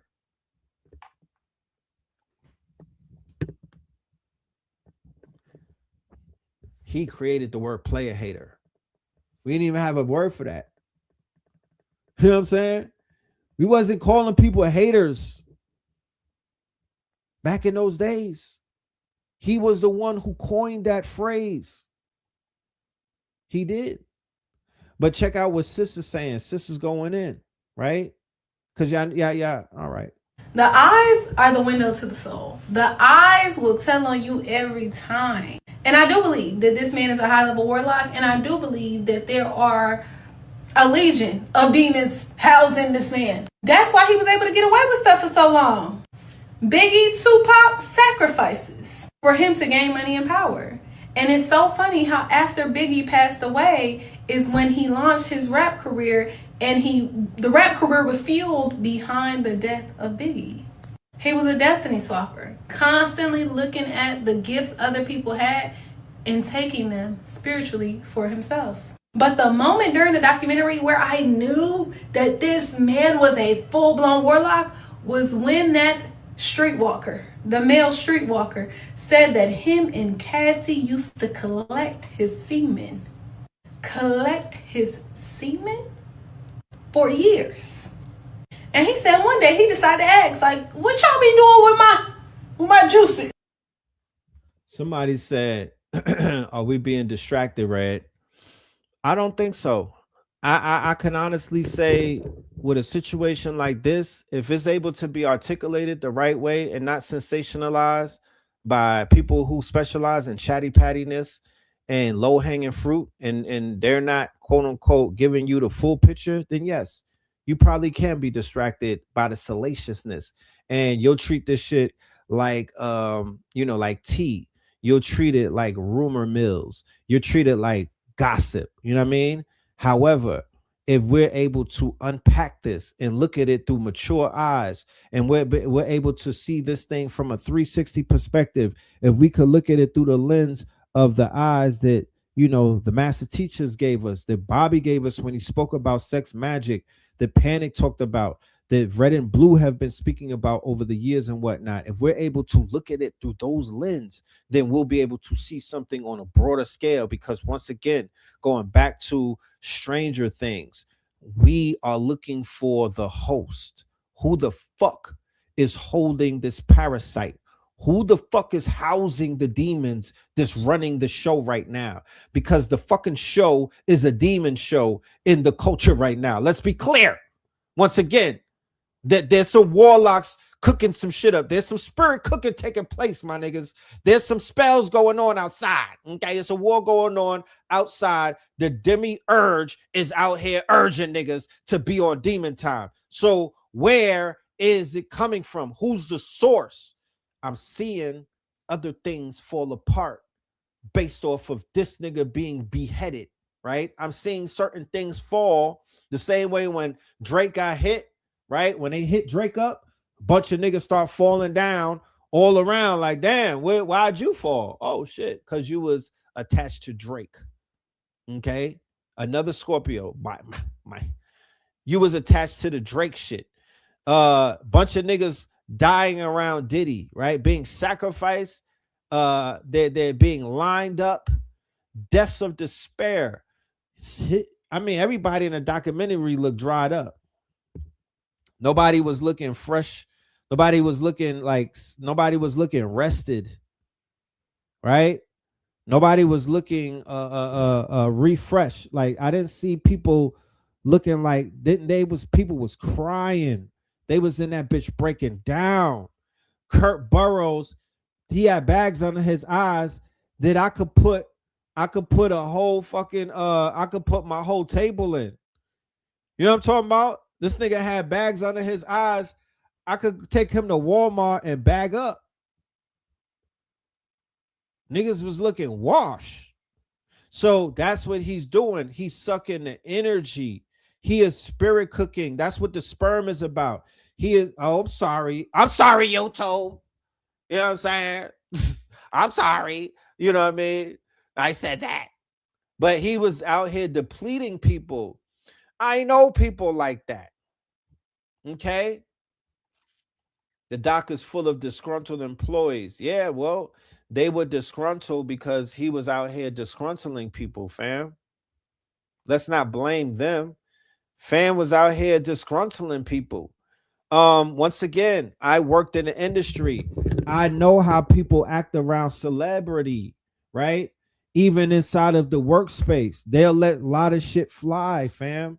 And he was at the top of the rankings of the CEO archetype and whatnot. You saw how he was handling them children on that talk show, making the band and whatnot. He didn't have compassion. He was ego tripping, and folks was applauding him for that. You smell me? They was applauding him.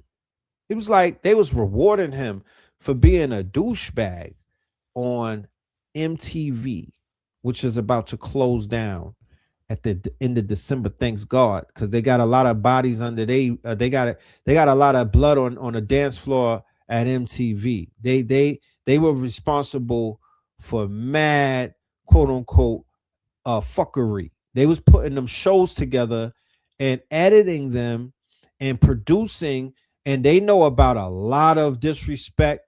They got, look, imagine how much B-roll that they have of things that they recorded, right?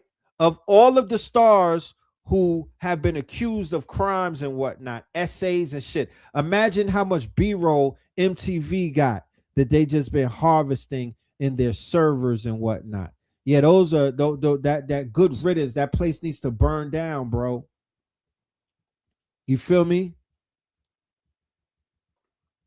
He's a part of that whole, you know what I mean? He's a part of that Sumner Redstone type of team. Let's sis finish cooking. And Diddy said, oh, he liked to see Cassie play with it. And he said after that day he asked, they never asked him for any more of his juices ever again. That's because they were doing sex magic on you, baby.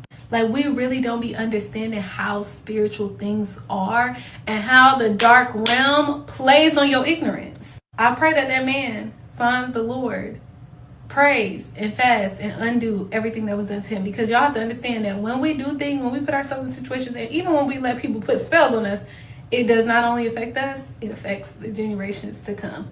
This man is wicked. So the game is so crazy these days that it's going so far, right? So we talk about the MTV, the whole MTV thing. Yes, MTV is a pipeline, right? MTV is a pipeline for our women who got turned into sex workers. That didn't exist prior to the MTV pipeline. So the MTV reality show pipeline opened up this other pipeline. Now, to be honest with you, if I hear somebody's name like a Hennessy or something, right? I don't know who they are. You feel me? I don't know. Like if a girl, if I go on social media and I see like a headline from like Spirit World or something, it's like this girl Summer something. I'm like, it's one or two things with them. I don't know who they are, but I could guarantee they're one of three things. They're an OF model, right? Which is a porn star. They're a dancer, or they from the girls that be fighting on Zeus Network. Those are the three things that either if they come up on my timeline and I'm like, who the fuck are these girls? Like, who are they? They're either in one of those three categories. They're from the Bad Girls Club. They're an OF model, or they're a worker. You know what I mean? A flesh worker. Like nothing else. So that's how crazy this shit has got. But like I said, the dominoes keep falling. The dominoes keep falling. Okay? And as Diddy fell, look at what they're doing to this industry as the dominoes keep falling. Bruh, what the hell did they do to the twins, y'all? What happened to Mary Kate and Ashley Olsen, y'all? What the heck, y'all?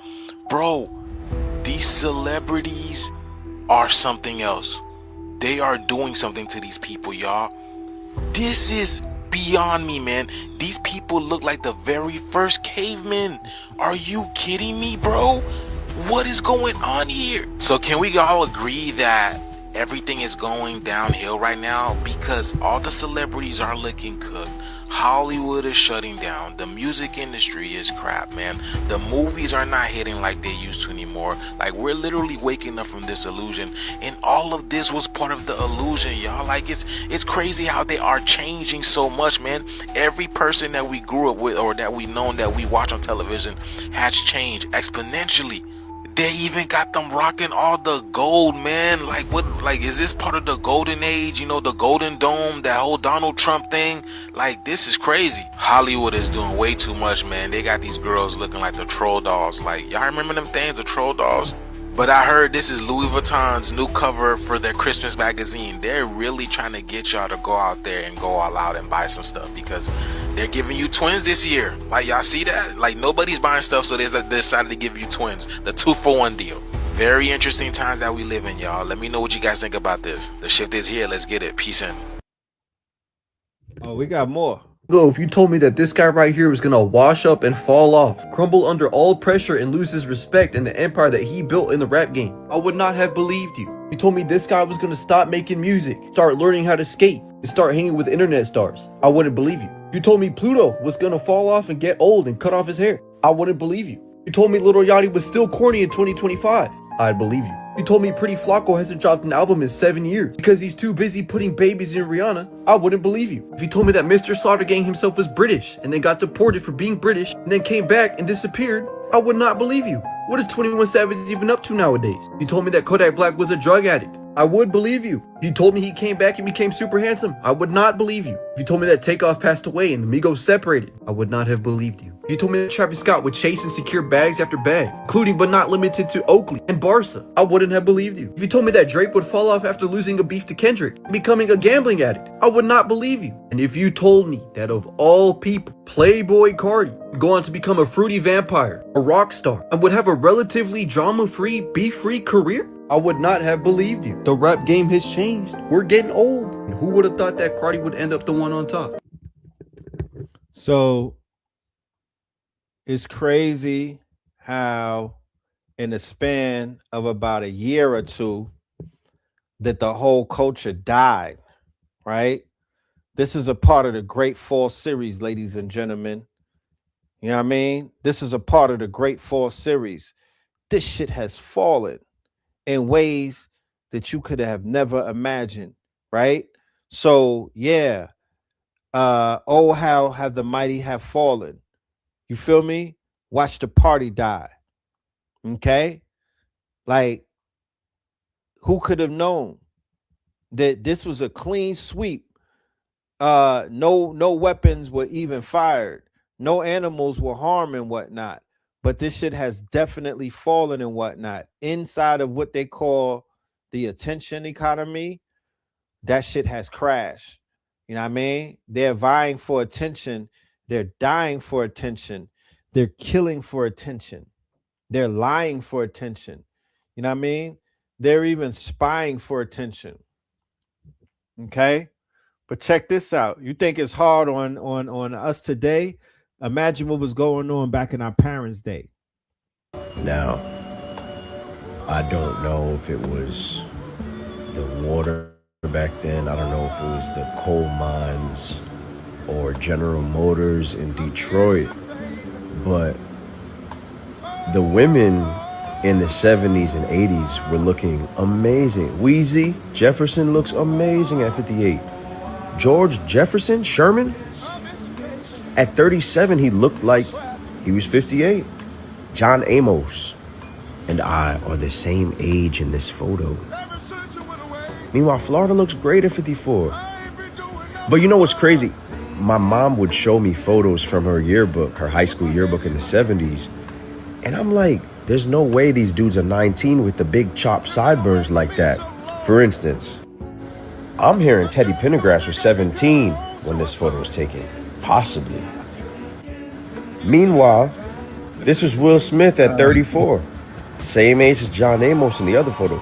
I don't know if it was like life was harder back then, but the way things are going now, with this current political climate and the way, you know, rent is high and everything like that, you're starting to see men progressively age like they were in the 70s. If we don't change something, you're gonna see a lot more receding hairlines at the age of 16. Rock in the middle. I wouldn't be shocked if Charles S. Sutton was about 23 in this photo. Oh man, That's crazy, right? Let's shift gears real quick. All right. Let's get into some talks about what just took place with Africa.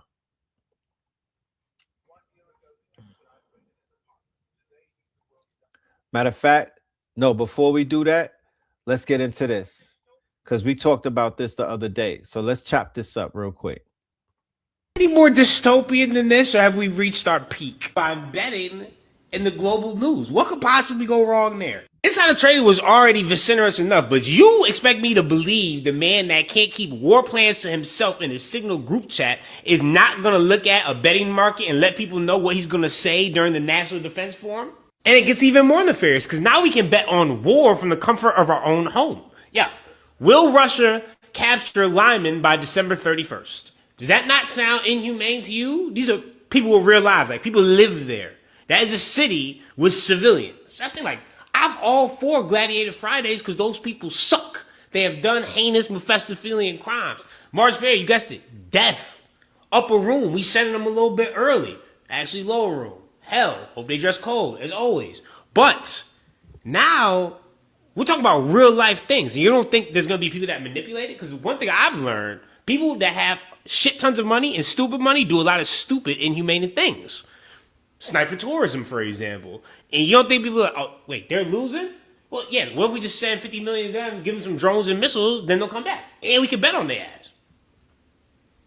Let's do it. Why not? Strictly vibe. Fuck it. We could bet on how many lives Trump will ruin and upend within his first year. Starting out at 250,000. I'm just saying, this dystopian. That's what I'm saying. Come from a hater and somebody that likes to gamble. But this right here is just like, wait, hold, we gonna bet on war? They dying, son. That's their real life. Next thing you know, we gonna be paying people extra to see how many drone kills they can capture. Oh wait, that's already a thing too. I know aliens just be sitting there and watching us like bad reality television show that's entertaining. Where it's, yo, nah, we on season 2025. Look at this shit. Yeah, nah, they betting on war now, and a lot of them are starving. Look at this. But look at the 1%. They control $35 trillion. And the next 99%, they go all fighting each other, but don't understand that the people with 35 trillion are really the problem. This shit is mad good. I don't know how many more seasons are going to continue, though. It looks like we're going to have a reset, apocalypse, and they'll probably start again in a couple thousand years. A year ago, the FBI raided his apartment. Today, he's the world's youngest self-made billionaire at 27. Meet Shane Copeland. Born in 1998 in NYC, he was obsessed with markets early. At 14, he emailed the SEC asking how to build a marketplace. At 16, he walked into Genius HQ, uninvited, and got hired. Dropped out of NYU after studying computer science. Bought Ethereum at ICO prices in 2014. In 2020, at just 21, he founded Polymarket, a prediction market built on smart contracts. And on Polymarket, you can bet on literally anything. Who wins the election? Will the Super Bowl go to overtime? Will Taylor Swift get married? During the 2024 election, users wagered $3.6 billion, and Polymarket correctly predicted the winner when pollsters couldn't. Overall, it has processed over $3.2 billion in trading volume. Then came the hit, FBI raid, November 2024, devices seized. By mid-2025, all investigations dropped. Right after that, the biggest investors in tech lined up. Intercontinental Exchange invested $2 billion for up to 25% of the company, joined by Travis Kalanick, Dylan Field, Mark Pincus, Glenn Dubin valuation, $9 billion. Copeland's stake, 11%. Net worth, $1 billion. And the wildest part? Polymarket hasn't even launched in the US, and it's never turned a profit. Yeah, see what they're doing? Now check this shit out. The United States is also signing our own bilateral agreements with the Congo and Rwanda that will unlock new opportunities for the United States to access critical minerals and provide economic benefits for everybody. And we'll be involved with sending some of our biggest and greatest companies over to the two countries. And we're going to take out some of the rare earth and take out some of the assets and pay and everybody's going to make a lot of money. So while people was in America having this argument between Pan-Africans and the FBA, Africa was selling out to the United States colonizers once again, proving that that they are still at the behest of the colonizer, smacking the face to our brother Ibrahim Traore. The Pentagon just gave Trump's son, well, a company he owns, $620 million. That's the largest loan like that they've ever given anyone. But even crazier than that, the receipts. If you follow the money trail and the other companies they are also investing in here, gets real interesting. The company that received this is called 1789 Capital. 1789 is the year that, like, the Bill of Rights was created. George Washington came into power. It's also the same year as the French Revolution and revolutions all over the world. Very interesting name for the company. Anyways, one of the companies under this umbrella is called Vulcan Elements. And that's the company that received this money to build military-grade magnets. And their main supplier? Another government-funded company mining cobalt and rare earth minerals. Guess where? Fucking Congo. You cannot build a U.S. cobalt empire without massive human atrocities that you're contributing to in the Congo. Massacres, rape, and all. Child labor, militia-controlled mines. And all these tech billionaires are profiting off of this industry. They're highly invested in it. Because these minerals allow us to build things like electric vehicles, AI chips. The U.S. might not be personally running these mines, but they're essentially funding it. And that's not the only loan that was given out. The Pentagon just gave Trump's son, well, a company he owns, the only loan that was given out. There was about a... So back to business as usual, right? The oligarchs are out here oligarching, right? Doing what they do, while the quote unquote people, or what they would call the peasants, are distracted and, fighting over crumbs and shit, trying to figure out how to buy some Campbell's soup, Yeah, a lot of work needs to be done and whatnot. A lot of things need to be put into perspective. You smell me? And, it's time to start working towards more solutions. You smell, it's enough is enough. It's that type of time. But yeah, that's what's going on. We'll keep you updated to what's going on with these moves in Africa, and things of that nature. But I mean, what more can be said other than what you see? You kind of see what's taking place. They're selling it out. These people are selling out, and it is what it is. The UAE, Trump, and all of them. And what they're really doing is they're selling out the idea of revolution in that country, because there are multiple revolutions taking place. And that will definitely, whoever's getting in bed with Babylon is going to actively be undermining whatever's taking place on the continent. They could play crazy and dumb and uninformed all they want. We know what we're looking at. We know what we're looking at. And that's a huge star for law. You know what I'm saying? For whoever did that sucker shit, that's a humongous star for law. They should be ashamed of themselves. But whatever, you know what I mean? Allah is the best of planners, correct?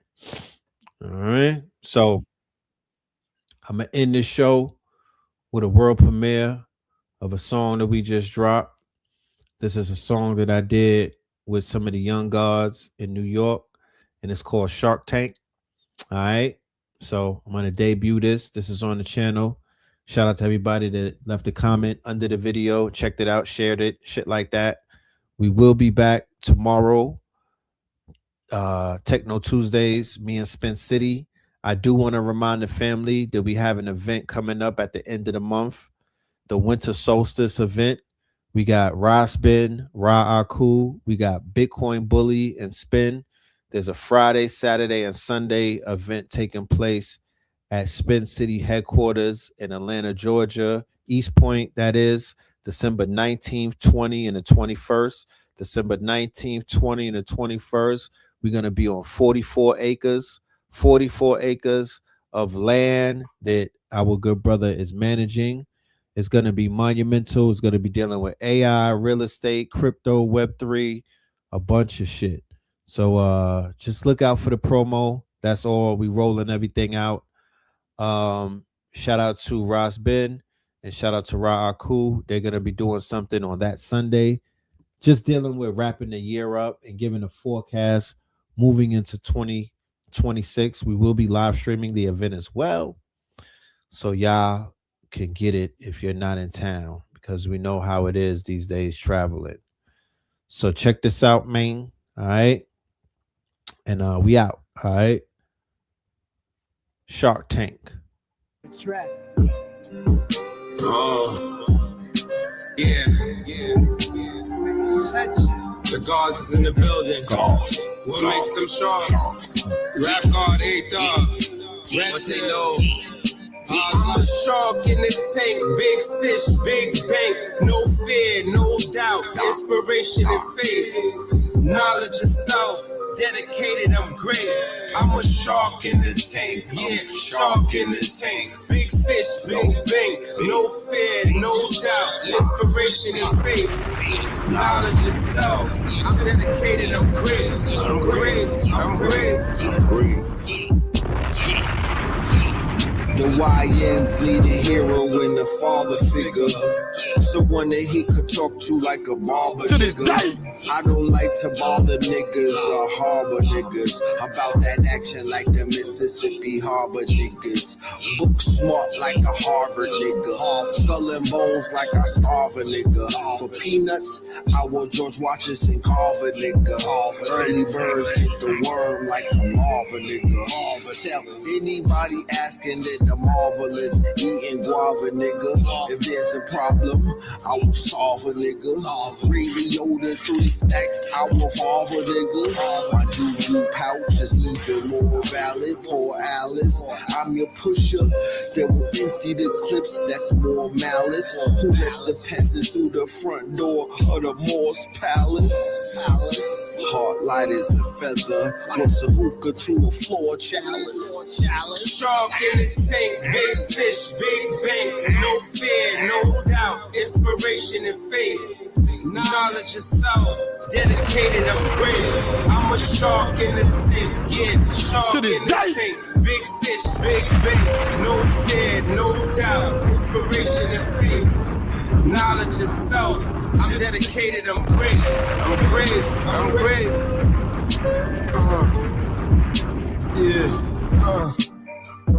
I got a hustler's heartbeat. Money keep coming like the roses on shark teeth. I smell blood over there in the far deep.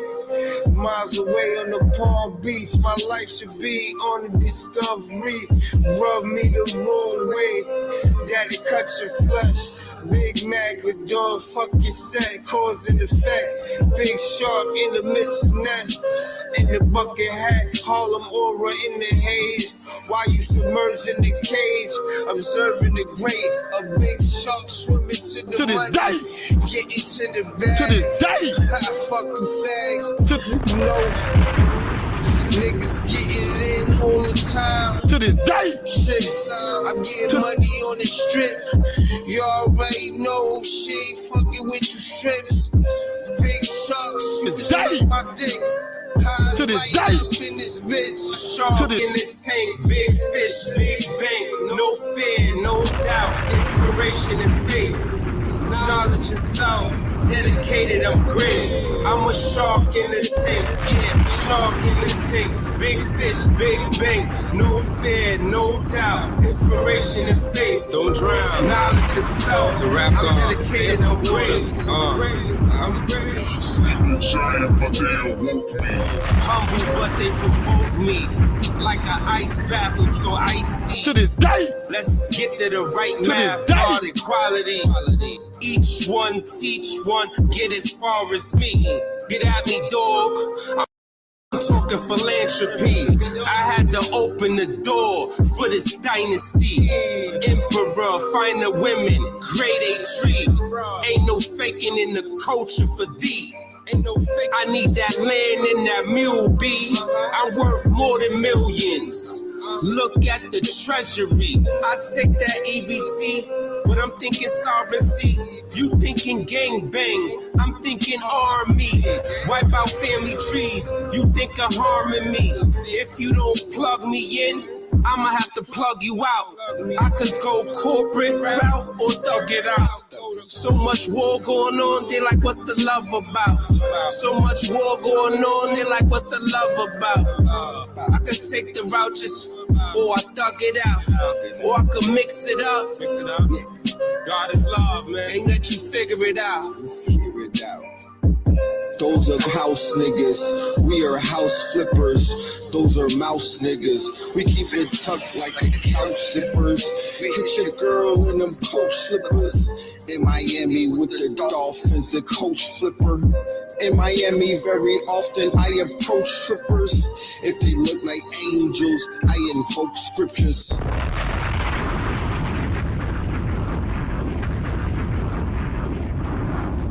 AI tore up the rulebook. Imagine, your next rival may not even exist today. By tomorrow, Shout they out could to take your House of customers. Tunes. You need more than instinct. You need fresh, trusted, digital. Shut your bumble clot. Shout out to the House of Tunes. You know what I'm talking about? Shout out to the House of Tunes. Let's keep making these movies and whatnot. Shout out to the House of Tunes. Shout out to Highs Light. Shout out to A Thug. You know what I mean? The YNs need a father figure. You know, we got to keep cooking, man.